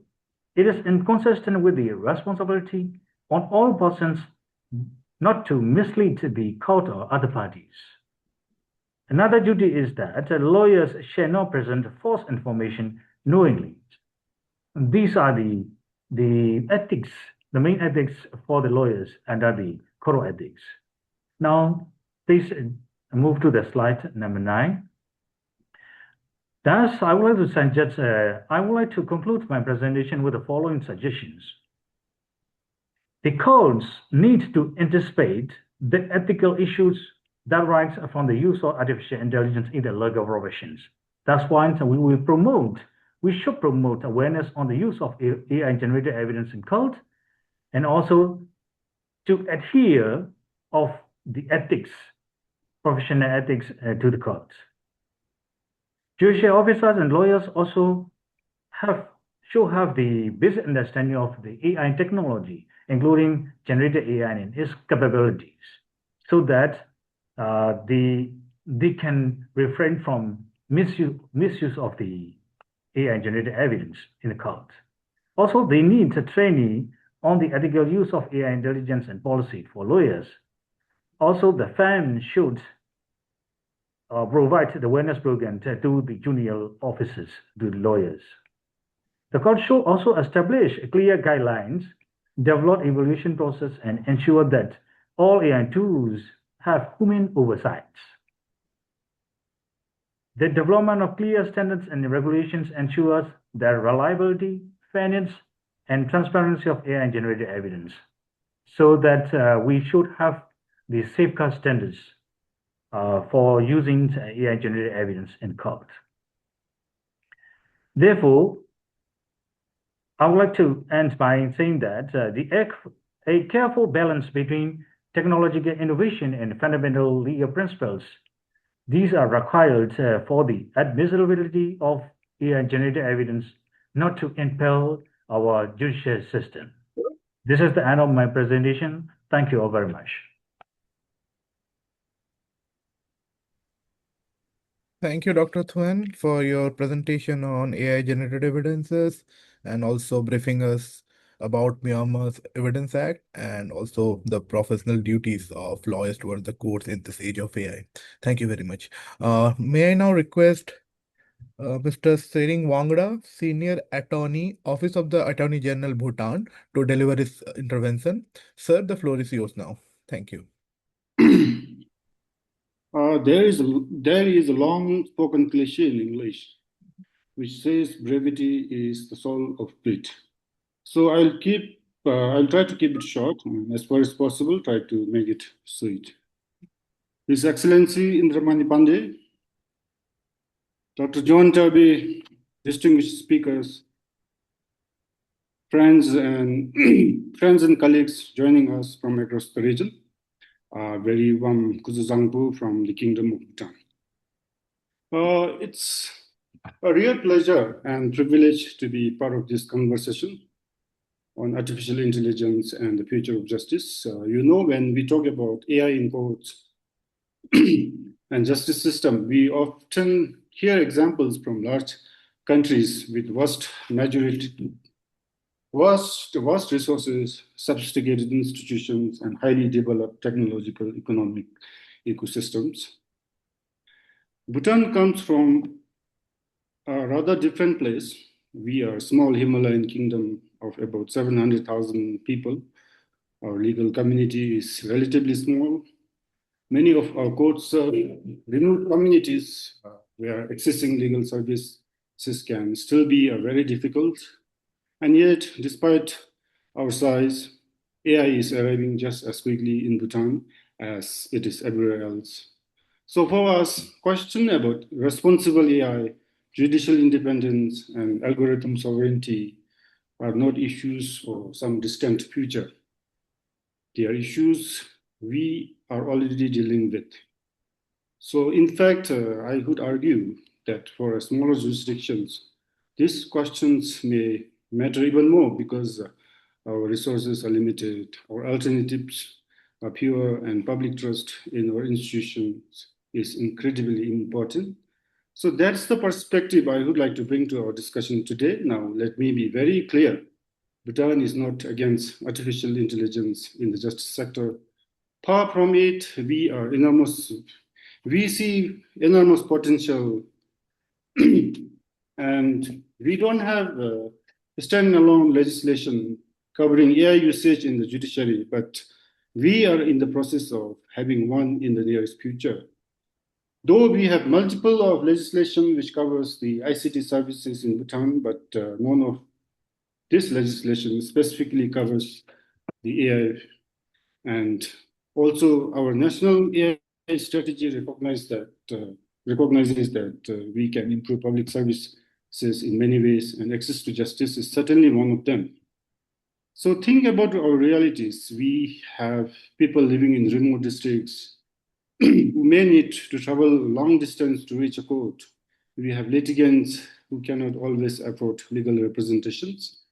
And we have judges and legal officers working under significant workloads with limited research support. In that context, AI tools such as AI-assisted legal research, automated translations, and virtual legal services could genuinely make a difference. They could bring legal information closer to ordinary people and make justice more accessible. But this is where things becomes a little more complicated. Most of the AI systems available today were not designed with Bhutan in mind. The large language models behind many legal tools have been trained primarily on the legal materials from countries like the United Kingdom, United States, and Australia. Those are large common law jurisdictions with long histories and vast bodies of documented precedents. Bhutan, of course, we have our own constitutions, our own legal traditions, our own procedure, and our own values, of many of which are deeply connected to our gross national happiness. So naturally, we have to ask ourselves, what happens when systems trained mainly to foreign legal traditions asked questions about Bhutanese law? Sometimes it may provide helpful assistance, and sometimes it may not. We have heard stories about AI hallucinations, fabricated cases, incorrect legal principles, information derived with complete confidence despite being entirely incorrect. In larger jurisdictions, those mistakes are serious, but there are often multiple layers of review. There are colleagues to consult, there are extensive databases to verify information. But for smaller jurisdictions like ours, that safety net can be much thinner. I often think about a young prosecutor traveling to a remote district court with limited access to legal resources. If AI becomes the primary research tool and an inaccurate citation slips through unnoticed, that mistakes could easily find its way into legal proceedings. So yes, the opportunities are real, but risks of dependency are equally real. And that brings me to what is probably the central point I want to share this afternoon, that is algorithmic sovereignty. Now, I know that sounds something that belongs to an academic paper, but honestly, the idea itself is quite simple. It means what we get to decide. We decide which technologies enter our justice system. We decide how they are used. We decide what safeguard must exist. And we decide who is accountable when things go wrong. But making those decisions require understanding, and understanding requires answer. The questions like, how was the system trained? What data was used? Does it reflect our laws and constitutional values? If an error occurs in a legal proceeding, who bears responsibility? Where is our data stored, and under whose legal jurisdiction does that data ultimately fall? These are not merely technical questions. These are questions about trust. They are questions about accountability. Ultimately, they are questions about sovereignty. The reality is that many smaller jurisdictions still don't have clear answers. Sometimes that's because the technology providers don't always offer transparency, and sometimes it's because they're still sometimes because we are still building the expertise need to ask the right questions in the first place. So we are often left with two choices. Either we adopt the technology and simply trust that everything will work as intended, or we reject entirely and lose opportunities that offers. So neither option is particularly satisfying, and that's why this gathering like this matters so much. No small country can negotiate with global technology company and on equal terms by itself. That's simply the reality. But together we can do much more. Together we can ask for transparency. Together we can insist meaningful human oversight. Together we can ensure that data generated within our borders remains under our own legal control. And that's the true value of regional platforms like BIMSTEC, not only as a place where we exchange ideas and experiences, but as a forums where smaller jurisdictions like ours can develop common position and speak with stronger collective voice, because collective actions create leverage creates choice, and choice is where sovereignty begins. Before I conclude, let me leave you with three simple principles that I believe we should guide the use of AI in our justice systems. First, human judgment must always remain supreme.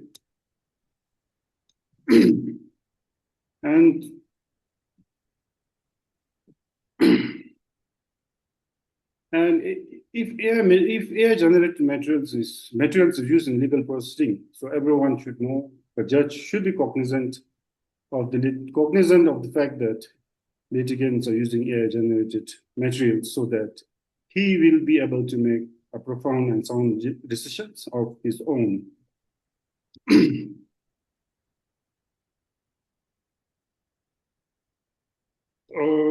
And the third principle is if we can't be transparent about technology, perhaps we shouldn't be using it in the first place. And third, we must build local capacity before creating dependency. So using technology without understanding it, it's not modernization, it's simply transferring power to systems that we cannot properly examine or challenge. So we need lawyers who understand technology. So we need technologists who understand law. And we need people who can confidently say, this doesn't reflect our legal tradition. This citation isn't ours. Sir, may I kindly request you to wrap up? So let me end with one final thought. So Bhutan may be a small country. We may not always be the loudest voice in these conversations, but perhaps our experience offers a useful perspective because the challenges of AI adoption, dependency, opacity, and preserving our own legal traditions are often felt most acutely by smaller jurisdictions. And at the same time, the opportunities before us are enormous.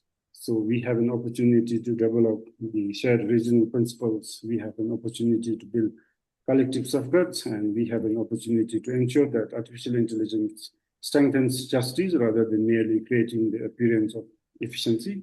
So Bhutan stands ready to be part of that effort because in the end, access to justice is not simply about technology, it's about trust.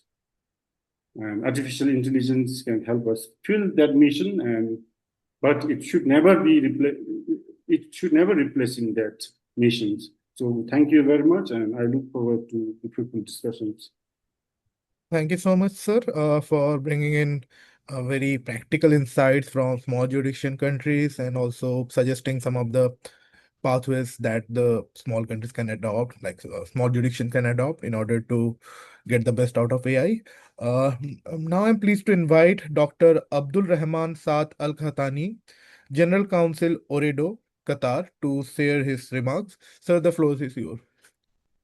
Thank you. And ladies and gentlemen, honorable judges and distinguished participants, or my fellow panelists who intervened before me, thank you all for your useful talks.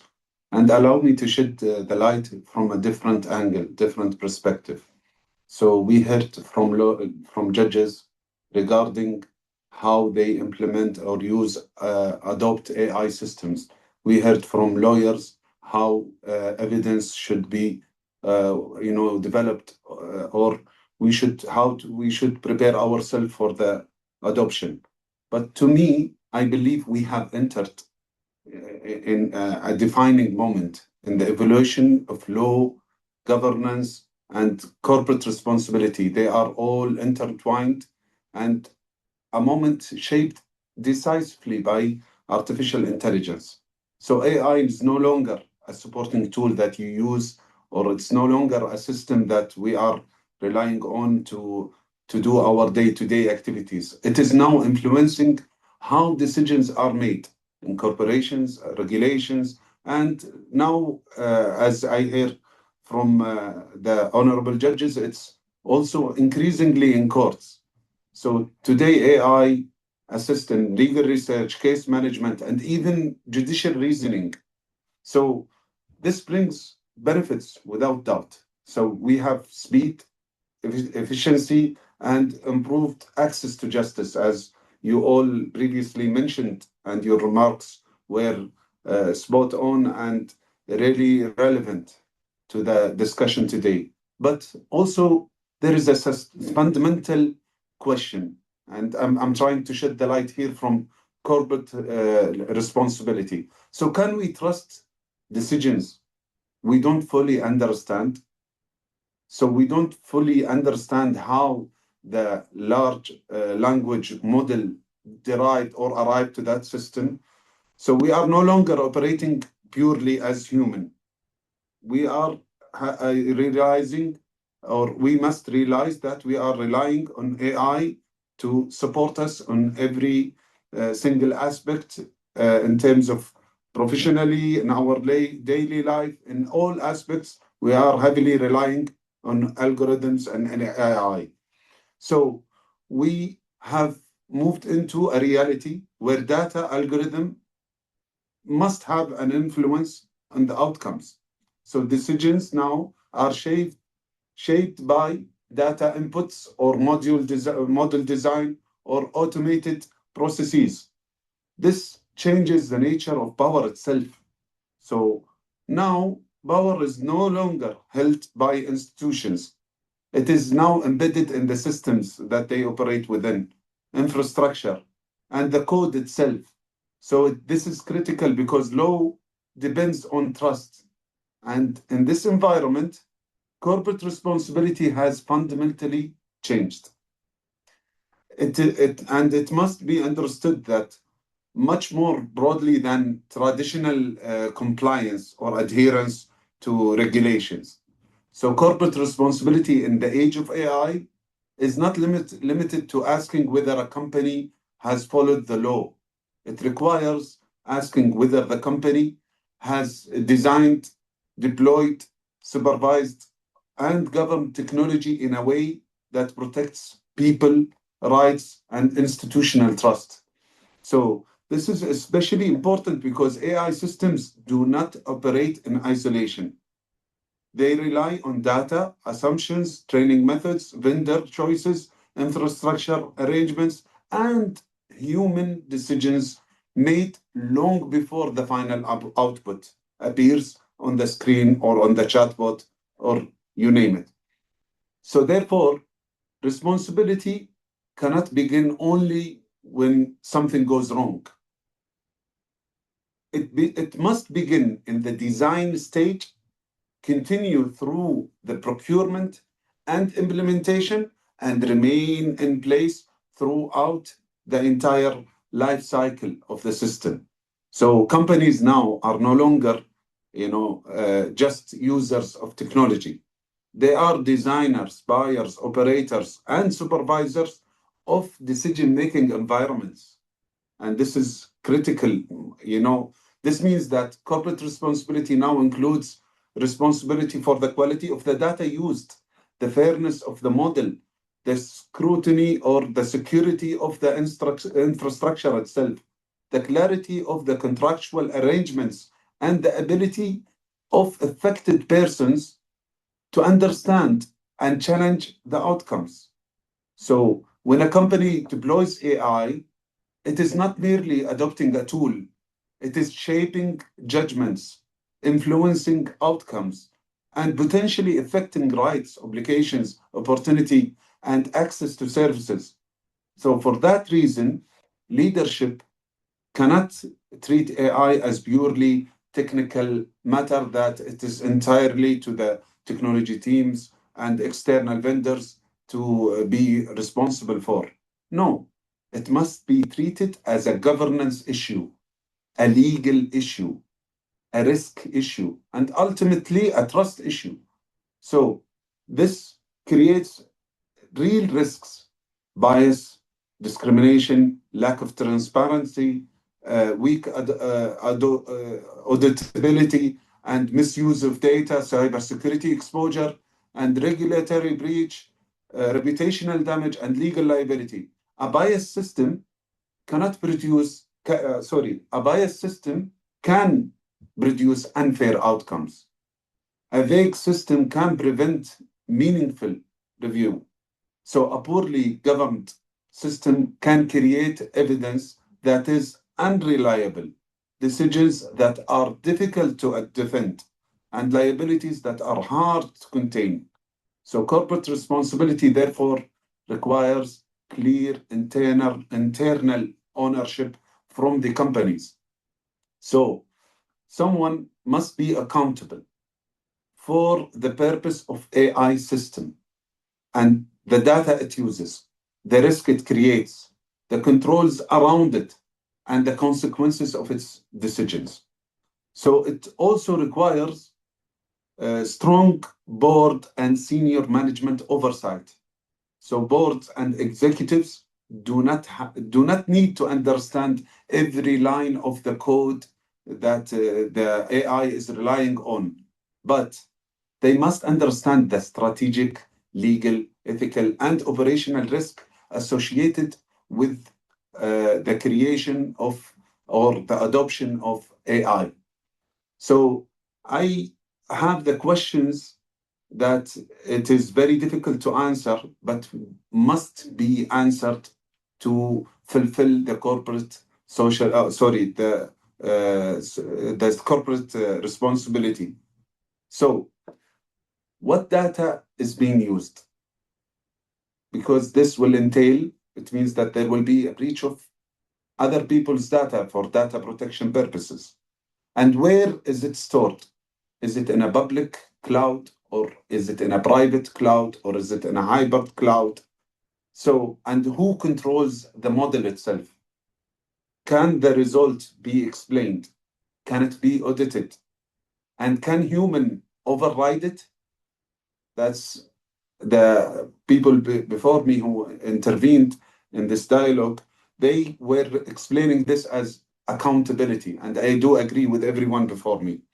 And who is responsible if the outcome causes harm? These are no longer theoretical questions. Maybe 10 years ago it was when we were thinking of it. Now we are living it. So they are to answer the questions, you will get the practical foundation for responsible AI governance. And AI outputs can become evidence. AI failures can create liability. AI decisions can affect customers, employees, suppliers, regulators, and even decisions of by honorable judges at courts. So responsibility today is about control, accountability, explainability, and the ability to I'm prove sorry that. to interrupt. Can you please kindly wrap up your intervention? Sure. Thank you. Sure. I can wrap up. So the main idea I'm trying to send to everyone, as AI and corporate leaders, our central role is we are not only advising on risk, we are shaping how AI is governed. We must challenge AI system adoption to ensure accountability and protect fairness. We have entered the age of AI courts. The question is not whether AI will be used. The question is who controls it and how it is governed and whether it can be trusted, because AI will not redefine justice. Our governance of AI will. So corporate responsibility is the foundation of trust in this era of AI. Thank you very much. Thank you so much, Dr. Kahtani, for your very valuable input with respect to corporate responsibility, data governance in this age of AI. Thank you so much. May I now request Dr. K.C. Somya, Director, Legal and Treaties Division, Ministry of External Affairs, Government of India, to deliver her intervention. Ma'am, the floor is yours. Thank you. Thank you. I hope I'm audible enough. You are. Still not in the techie world from the previous generation. So start off asking, am I audible enough before I start any online presentation? So thank you. And it is a privilege to join this webinar to reflect on a subject that is rapidly shaping legal system across the world. We often say that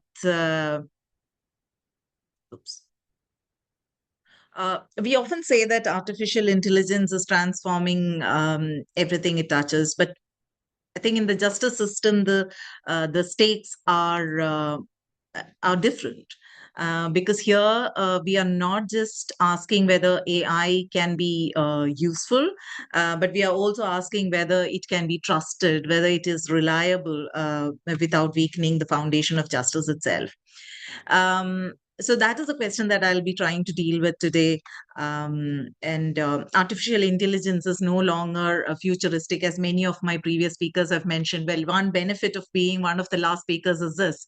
Most of it is already discussed by the previous speakers. And so this is something which has been emphasized by almost all the speakers, that it is here and it is not about something that we're talking about, a futuristic thing. It is already embedded in the courts, in the law firms and legal research system. It assists with research, drafting, translation, transcription, and the list goes on.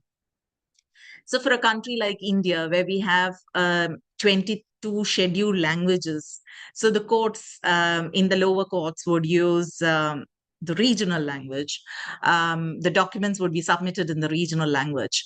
The arguments may also be many a times in the regional language, but when it goes to appeal, then the language of the court is English. The documents will have to be translated from the regional languages, 22 odd scheduled languages, to English before it can be produced before the court for the court of appeals to actually, in case required, to read about the documents. So for a country like India, AI-assisted translation is a huge boon. So we have seen the benefits of AI. But the question is, efficiency is not the same as legitimacy. And the distinction is where the real, we would say, the debate begins. Today, I would like to reflect on three interconnected themes: judicial independence, hallucinated legal citations, and lawyers' duty as far as AI-assisted litigation is concerned. Every legal system is rooted in its own constitutional framework, legal traditions, cultural context, and domestic values. As AI tools become more deeply embedded in judicial process, it becomes essential that these technologies remain transparent, accountable. Okay, my video is not working, I guess. Okay. Accountable and aligned with the legal principles of jurisdiction in which they operate.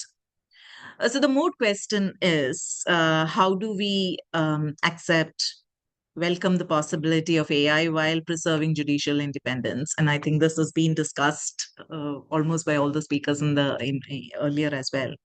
So an independent judiciary remains a defining feature of any society. Also, public confidence rests on the assurance that the judicial decisions are made independently, impartially, strictly according to law. So AI offers, of course, remarkable analytical capabilities. It can process vast volumes of case laws, identify precedents, summarize records, and the long list goes on.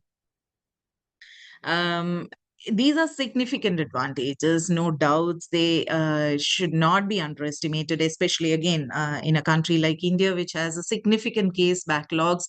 Use of AI is a huge advantage.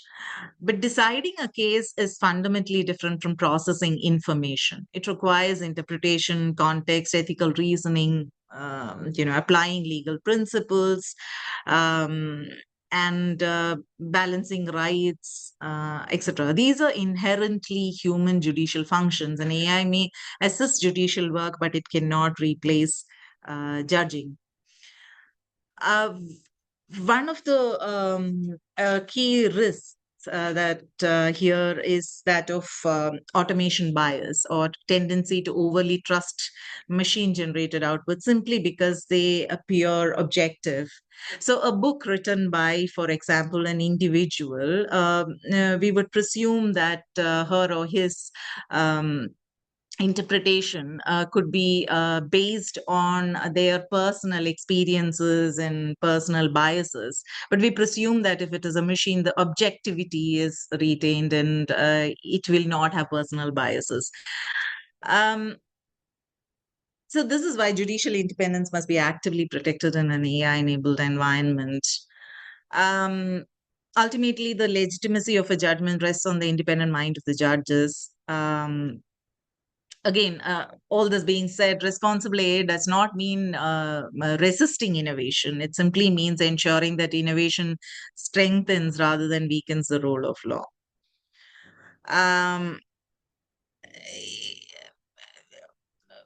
All benefits said, there are serious challenges that we must address. Particularly, I'm just mentioning about one today, that is hallucination and misinformation in legal outputs. AI systems can produce case names, quotations, statutes, or principles that sound very authentic but do not actually exist. And this is not a theoretical concern. Courts in India have already encountered instances of fabricated citations being used in pleadings. For example, a few months back, the Supreme Court of India, the highest court in India, cautioned against the growing practice of advocates relying on AI-generated pleadings containing fictitious judgments and completely fictitious quotations. So during the proceedings, the bench actually observed that it had encountered petitions citing non-existent authorities. One such citation, it's interesting, one such citation was Mercy versus Mankind, and that was quoted in a petition. So the court has emphasized that the indiscriminate use of AI is in legal drafting is absolutely uncalled for, and unless every authority is independently verified by the council. Presently, a draft regulation for use of AI in courts is being discussed with stakeholders.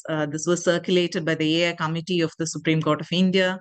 And I think this topic was dealt in detail and discussed in detail by my earlier panelist, Honorable Judge Mushtaq. So I will not go into that to save time. So this brings us to the role of lawyers. So the use of AI does not diminish a lawyer's ethical and professional responsibilities. The lawyer have a duty to exercise competence, independent professional judgment, regardless of whether legal work is assisted by artificial intelligence or not. Before relying on AI-generated research or draft submissions, counsel must verify every cited authority against reliable legal database. Again, reliable database. The responsibility for the content of the pleadings rests with the lawyer who signs and files them, not with the technology used to prepare them. So AI can be used as an assistive tool and not an algorithm. So in practical Sorry to interrupt. terms, Can you please wrap up? yes, just give me 2 minutes. I'm almost done. So in practical terms, there are 5 safeguards that I would, that I can think of now. But as the technology improves and still further proceeds, I think there will be more safeguards that is required. But now the 5 that I could think of is human oversight, of course, which is emphasized many a times by the previous panelist as well. Accuracy verifies every citation and legal proposition, confidentiality, data protection, transparency, and competency. Now, this being said, also one another concern that we could possibly look at is the cost of the AI tool. A lawyer, how many of the lawyers would be able to kind of afford the kind of tools that is available? So they would go to this open sources AI tool, and which may not be the most reliable ones. So to conclude, so where does this leave us? Artificial intelligence will undoubtedly shape justice, but it should not define what justice is, because justice is not speed, computation, and it is not predictability. Justice is a responsibility exercised with independence. The real challenge is not whether AI enters the courtroom. It has already entered. Over-regulating may not be a way forward, but issues such as cybersecurity and the cost of this tool, affordability, and importance of understanding the technology, and which was, I think, so well highlighted by my previous speakers from Bhutan and Qatar, the trust in the technology. So all these are concerns that has to be considered as well. Thank you. Thank you. Thank you, Dr. Soumya, for bringing in many perspectives from India, and as well as also the challenges that the lawyers they can face with respect to use of AI tool. That was really very informative. Let me now invite Mr. Yoganandan Kundaswamy, Director, Science, Technology and Innovation Division, BIMSTEC Secretariat, for a very brief remark. Sir, the floor is yours. Oh, thank you so much. That you mentioned a brief remark. I think that is very important, because after the hearing from the legal experts and honorable judges, I think I should make it very, very brief. And thank you so much for the opportunity. Dr. John Pruby, UNESCO Chair on AI Law and Sustainability Center for International Law, National University of Singapore, distinguished judges, senior legal officers, learned colleagues, ladies and gentlemen, good afternoon. As we approach the conclusion of this very enriching first part of the webinar, I wish to, on behalf of the BIMSTEC Secretariat, to express our sincere appreciation to the UNESCO Chair on International Law and Sustainability at the Center of International Law, National University of Singapore, and the International Law Association Committee on AI and Technology Law for convening this timely and forward-looking dialogue in collaboration with the BIMSTEC Secretariat. I would like to thank the distinguished judges, legal experts, government officials, and participants from the BIMSTEC member states and beyond for their insightful contributions, especially the non-BIMSTEC member country, Qatar. There's a very valuable contribution made from Qatar, a distinguished panelist, with other distinguished panelists. Building upon the keynote address delivered by the Secretary General, today's discussion have reaffirmed that technological innovation and the administration of justice must evolve together, guided by the principle of judicial independence, human oversight, transparency, and public trust.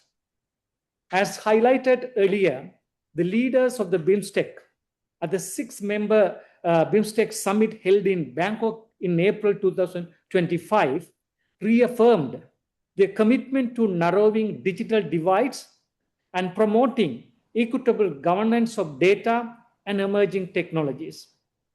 These issues discussed today resonate strongly with those broader regional aspirations. BIMSTEC continues to strengthen its institutional architecture to support innovation, knowledge sharing, and capacity building under the science, technology, and innovation sector led by Sri Lanka. As BIMSTEC Technology Transfer Facility is being established in Sri Lanka, which will serve as an important platform for promoting technology cooperation and dissemination across our region.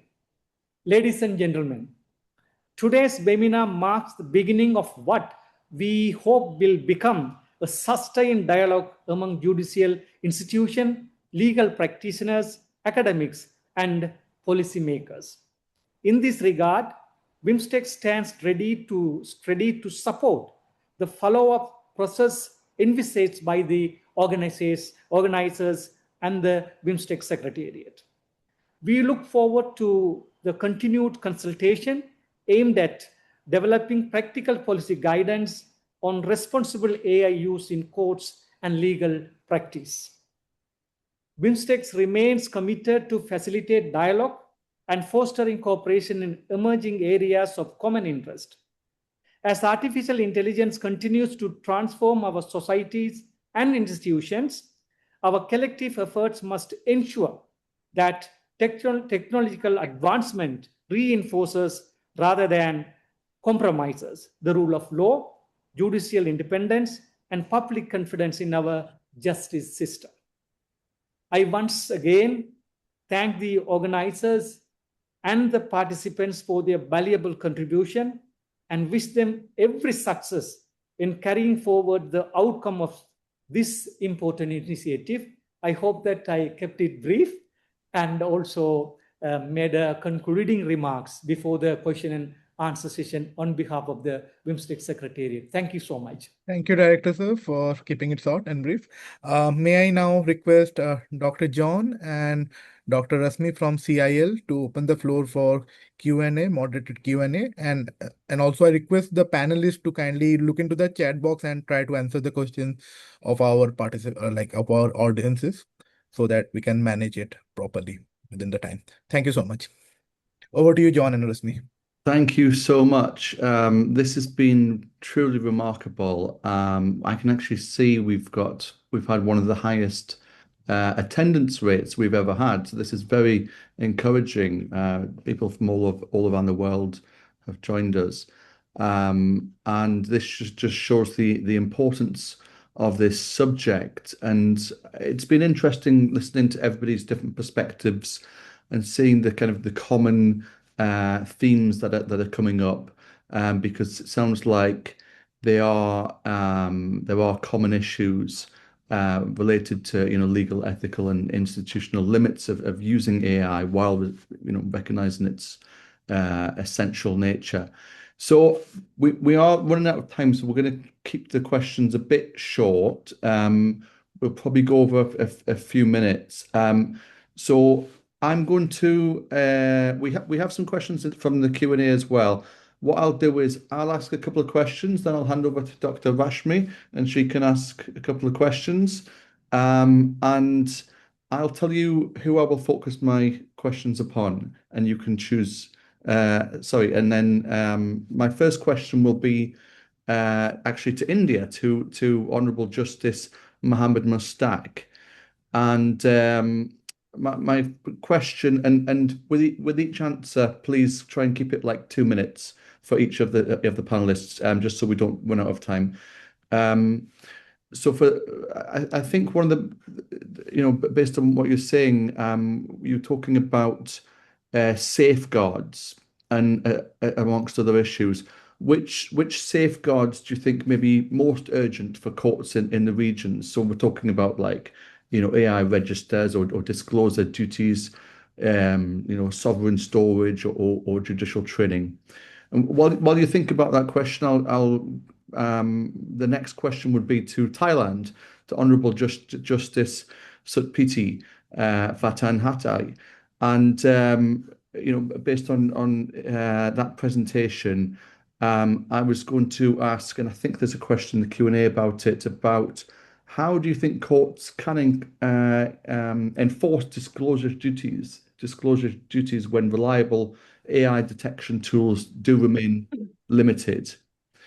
And then my next question would be to Myanmar, to Dr. Hein, Thu Hein, and that would be related to the threshold levels. So listening to your presentation, I was thinking about what type of threshold do you think courts could require before admitting AI generated or AI altered evidence. And then my final question will be to Bhutan, to Mr. Shering Wangda. And again, following from your talk, my question is, what does algorithmic sovereignty mean in practical terms for smaller jurisdictions? So if we take those 4 questions first in order, and then we'll move over to Dr. Rashmi for the remaining panelists. Thank you. So first would be Honourable Justice Mohammed Mustaq. Thank you for this question. This question I have to answer keeping in mind the topics we discussed today, and also keeping in mind that I'm representing an institution, rather not in any other way. So from the institutional perspective, being judge and being Chief Justice here, Sikkim High Court, and being involved in the computerization of the Kerala High Court here, I must say the safeguard must be associated with the private place first. The registers and audit comes next. The institution needs to safeguard itself, intrusion of third-party vendors coming into the code and associating the code. So that is something we need to address at the first threshold, because code has not developed its own AI tools for different kinds of need. Code may have to depend upon the private vendors and others who are now well versed. For example, we are now associating with the certain developers who have developed transcription tools, translation tools, but they also keep their data in their own servers, not in the servers. We have to enter an agreement and ensure that the data are secure with us. So these are the complications that may arise consequent upon engaging private vendors. So in that sense, associating with the private vendors and safeguarding institution is a paramount for the judicial in India. Thank you. I hope I answered your question. Perfectly. Thank you so much. Next over to Thailand, and if you prefer to answer any of the Q&A questions, that's also fine. So as you like. Okay. I think at this time we don't have like this detection tool, AI detection tool. I think we can use like the burden of proof shift to the party when they submit some documents or evidence to the court. They have to like clarify themselves by the document that they what type of they use or anything that they use with AI. I think maybe at this time, yeah. Very good. Thank you. Thank you so much. And next is to Myanmar, Dr. Kayao Thuhain. Thank you. Thank you. It is very important to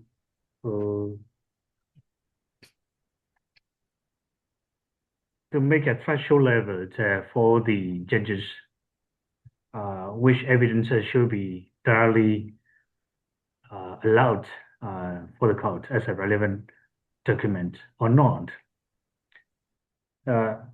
Otherwise, every document should be sent to the forensic department. It will be very difficult for the judges to speed up the trial proceedings. So that's why the judges should inform to the plaintiffs or defendants when they submit the documents, evidence to the court. To the plaintiffs are required submit the documents with the disclosure, how to say, duty, with the disclosure duty. If the plaintiff or defendant submit the documents that they believe, and also they submit the document is true and correct. If the judges feels a doubt on the document, this is not the correct one or not reliable one, then they can send it to the forensic department to clarify whether it is correct or not, fake or not. In this way, the judge can to accept such kind of documents. Thank you. Thank you so much. Thank you. So finally, over to Bhutan for Mr. Wangda. The algorithmic sovereignty, on the questions of the meaning of algorithmic sovereignty. So what I mean in simple terms is it means that we get to decide. So we decide which technologies enter our justice system. and we decide how they are used. We decide what safeguards must exist, and we decide who is accountable when things go wrong. And making those decisions requires understanding, and understanding requires answers. And questions like, as I shared earlier in my presentations, how was this system trained? What data was used? Does it reflect our laws and constitutional values?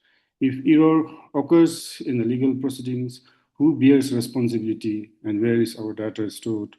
And under whose legal jurisdiction does that data ultimately fall? So these are the what in essence means the algorithmic sovereignty. Thank you. Thank you. Wonderful. And thank you to all the speakers for their very insightful and timely answers. And you're all free to answer questions on the Q&A by typing or speaking when it comes to your turn, if you wish to do so. I'll hand over now to my colleague Rashmi for the next set of questions. Thank you. Thanks, John, and thank you to everyone on this fantastic dialogue. It's been such a stimulating conversation, and I've been quietly listening to so many of the synergies between the discussions from different areas of BIMSTEC, and also, of course, the valuable contribution from Qatar. And looking at them as a set of reflections on this idea of algorithmic sovereignty, I thought maybe I'm also aware that time is not really our friend today, but we can't miss this opportunity to ask important questions to this distinguished panel. And so let me address a few brief questions to some of the speakers today. My first comment goes to Dr. Soumya. Dr. Soumya, today's discussion has been largely predicated around what individual courts and jurisdictions should do. But if you look at this from the perspective of the Ministry of External Affairs of India, where do you see a role for international and regional cooperation? Do you think we need a common principle on responsible AI in judicial systems? Or do you think this is an area where each state should develop its own approach? And I think we would particularly benefit from your reflections on this. I'm also interested in posing a question to Honorable Justice Gopalawa from Sri Lanka, whose presentation had one particularly distinctive contribution in which he emphasized public trust, professional responsibility, and the idea that Sri Lanka is digitizing first and introducing AI later. So I wonder if you think that this idea of sequencing matters. Why should courts first become more digitally mature before introducing AI into the judicial process? And I think this is something practical that I heard echoes of from many other presentations. I also have a question for Dr. Al-Qahtani on his interesting contribution. And if I may ask, Dr. Qahtani, you've heard colleagues from across the BIMSTEC region emphasize judicial oversight, disclosure obligations, and the idea of algorithmic sovereignty. From Qatar's perspective, where do you think is the greatest opportunity for a cross-regional convergence? Do you think that there are minimum principles that are universal and they don't pay any attention to differences across legal systems? And I know that, maybe I'll stop there and invite Dr. Dr. Qahtani has Soumya. actually left. He's just left. So just to tell you that. Yeah, I because he see. had to Okay, leave well, at anybody the else, finish if they time. would like to reflect on that, the idea of borrowing on core minimum international principles. Maybe Dr. Soumya, if you could take the first question. Yes, hi. Thank you. So on the question of large regional and the states coming up with these provisions, well, listening to all the speakers here, it's quite clear that the concerns, the worry of most of the states in this region are similar.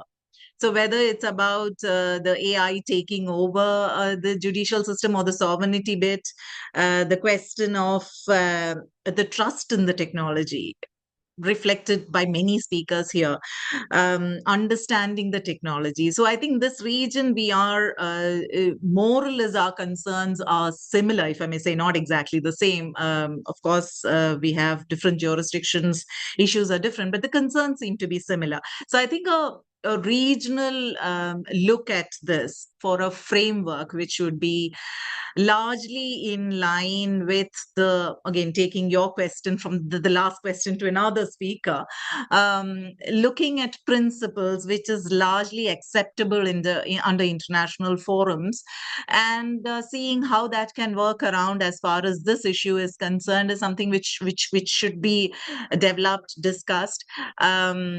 When I say this, I also come from a space where I say cyber security, which has been discussed and debated for years now, where we don't, at international forum, we don't have a yes or a no answer to it, still being discussed. So this is something which will take time. Any regional multilateral discussions is going to take time, but I think that's something that should be discussed, given our concerns are more or less similar. Thank you. I'll leave it at this. Mr. Huck, who made that memorable presentation with Shakespearean quotes and the idea of the Leviathan, to provide maybe a short response to another question. You said that we've moved from the Westphalian state to what you call the algorithmic Leviathan. So if that is the challenge, what do you think is the single most important thing courts must do to ensure that the final authority over what is truth remains with human judges and not with algorithms? And of course, Justice Gopalava, at any point, if you feel your tech is resolved, please feel free to let us know. Mr. Huck, could I ask you to take the floor? Thank you. The single most important thing at first is to basically, we have to understand that at the end of the day, justice has to be delivered by human. It will be a human touch that must be there. And I will always leave it upon the human brain to decide that whether it's believable or not. At the end of the day, the judge is going to judge that. And so not to cloud his thought process or to sort of like bias him, it is very important to find out whether how this AI generated things are being done. And as a result, when he is evaluating or when they are evaluating the evidences and stuff, they can decide it for themselves. So basically, I would say, first of all, we need the lawyers to be trained and also the judges to differentiate between these two. And of course, to have a international standard, as Dr. Soma was saying, that we must not only regional, there must be an international standard of evidentiary proof that what will be and what will not be there. So that is very important, I believe. Thank you. Thank you. Justice Gopalava, I don't know if your tech is working now. The AI has taken over. Excuse me. If I may speak on the question already mentioned on the chat box, or the same questions on the human judges can be replaced by AI. So that was the topic which was inclusive in my presentation, but due to paucity of time, I was not able to cover. So the first principle which I was supposed to share here is human judgment must always remain supreme. And when I say that, I'm not suggesting that robots are about to replace judges. I don't think that's the real concern. The real concern here is much more subtle. It's when busy professionals work. Yes? It's when busy professionals working under pressures and facing limited resources so begin to place too much trust in AI-generated outputs without questioning them. And when algorithm says so, quietly becomes reason in itself. So technology can support us, it can help us work faster and more efficiently, but judgment, moral reasoning, as distinguished speaker already mentioned, moral reasoning and accountability must remain fundamentally human. That's what justice is built upon. Thank you. Hello. Thanks very much, Mr. Wangda. Hi, Judge Gopalawa. Are you back? Hopefully. Can you hear me? Yes, sir. Yeah. To answer the question, now that has been a considered decision for several reasons. Firstly, it gives more time for the basic structures to be put in place for the digitalization program, and also more importantly, now the if you employ a risk-based approach to selecting AI tools, what can be permitted, then there are certain tools which are low risk in comparison to others. So in a sort of a staggered process, it allows for the low risk and more beneficial kind of tools to be admitted first, and then rather than just opening the floodgates, just to do it on a staggered basis, so that the low risk tools can be admitted first, and thereafter others can be integrated later on. That is the thinking behind bringing the use of AI towards the end of the digitalization process. Thank you, sir. I think it also echoes really beautifully the opening remarks that Justice Mushtaq gave us about the three ideas of fear, ignorance, and uncertainty. And I think that framing was also sort of, it echoed the keynote that we received from the BIMSTEC Secretary General today. And it also came through in Mr. Wangda's idea of how large language models don't necessarily include or speak for everyone, and that they also only speak certain dominant ideas. So could I invite Justice Mushtaq to come in with any reflections that he may have on these three ideas of fear, ignorance, and uncertainty that I think almost everyone has sort of, they've sort of framed their remarks also around these. Before that, I just supplement what Dr. Soumya spoke about, the question on the legal framework in the region. I don't think any necessity now for a legal framework of the region, but our focus should be on developing legal principles to work within our sphere. So framework without any foundation of legal principle, I don't think it will work on. The European Parliament attempted to do it in AI regulations, high risk, low risk, medium risk. But if you look at that is all based on the consequences. What we require today is discussion, deliberations in the academic level to develop legal principles. And we need to have a very jurisprudentially rooted ideas to develop framework rather than focusing on the framework.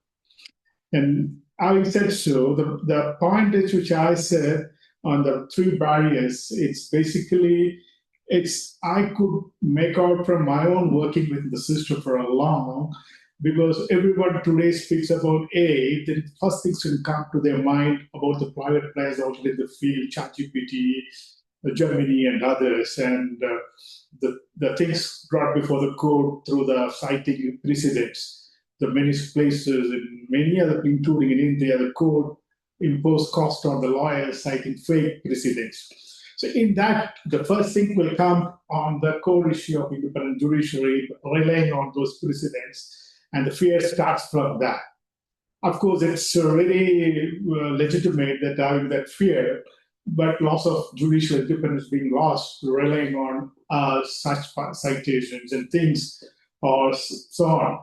The point I'm trying to make here, I'm looking at it from the Indian perspective. India is one of the leaders in building IT infrastructure. We started in 2005, 2006, almost 20 years. We have a very national grid containing all the precedents and all the judgments. Still, all this being used through API by private players for their own monetization or other advancements. So what I need to say that the fear, of course, we have to keep in mind safeguards, but that should not prevent or dissuade from developing our own system in place. The judicial intelligence grid is something is imperative for each institution to develop their own. So where we can overcome the fear. The ignorance, yes, we are all ignorant because we are born at a time or we have learned the law at a different time. None of us have an expertise in AI. So now whenever we get the news about, hey, we get all the news of deepfake and created hallucinations, all negative that comes in our mind. So this perpetuates our ignorance and we'll have a lot of contaminations. So that's exactly the problem of face. The uncertainty is an ethical dilemma. How far is supervised training? What extent? How the institution have a capacity to themselves to develop. We don't have any engineers within our system to develop AI tools. We don't have blockchain experts and other experts. But still, judiciary is talking about. None of us have groomed in any of this learning and don't have any domain experts. We learned the law and legal principles, like brother from Bangladesh spoke about Leviathan. We thought of something as sovereignty in different angle, a geopolitical in boundaries. But now we're looking at the law in a different angle. The biggest challenge the humanity now face is building relationship with human and algorithm. Then never in history have spoken about building that relationship. So how you develop that relationship is a core issue for an academic to develop the principles. And of course, as a practitioners, law and judges and lawyers who implement it. So uncertainty looms in many ways to us. How this, we would have penetration to the judicial system. Like the compass I've referred earlier, how that it went in trouble in the US, the recidivism showing the bias to the blacks. But at the same time, the Brazil, we can see that there is a positive use of the victor by the courts for framing substantial question of law. Of course, that has been developed by some university in Brazil, I believe. There is an engagement by the courts through such universities, which could perhaps repose confidence. So we need to have partnership in such level, and building that partnership is also something it's quite challenging. So keeping in mind, we don't have any efficient expertise, the professionals with us, one. Secondly, we need to look for a partnership with NLM to develop houses. So this creates a lot of uncertainty within us to embrace AI tools. Thank you. Thank you so much, and really thank you to all of the panelists and to our events team and to my co-moderator Rashmi and to Adil who's been putting this together behind the scenes. This is our second event actually with BIMSTEC. So you may remember in December we had an event in Singapore, a conference on AI, sovereignty and international law, people, planet and progress, in advance of the AI Impact Summit in India. And that was an official pre-summit event. So we're really delighted to partner with BIMSTEC. We're really honoured that we've had such high-level speakers and contributions today. So on behalf of the UNESCO Chair on AI, Law and Sustainability at CIL at National University of Singapore, I really sincerely thank all of our distinguished speakers and participants for joining this important webinar and staying till the end. I can see so many people around the world are logged in. Today's discussion's clearly shown that AI can support courts and legal systems, but of course that judicial independence and human oversight, fairness, transparency, and public trust really does need to remain at the centre. We are very grateful for the valuable perspectives shared from across the region, and these insights will help guide, the future work that we're doing under the chair on global dialogues on AI for peace and sustainability. So thank you again to all the speakers, participants, and colleagues who made this event possible. And this event is recorded, as you know, and it'll be placed on our website. Feel free to share it. And just one small logistical note: it will continue to record until everybody's logged out. So sometimes people get hot mic'd afterwards. So just to make you aware, if any conversations continue afterwards, it will probably still be recorded. So from the bottom of my heart, I'm extremely grateful, and I've really enjoyed today's session. And I can see there's a lot more to just discuss, but time is against us. Thank you.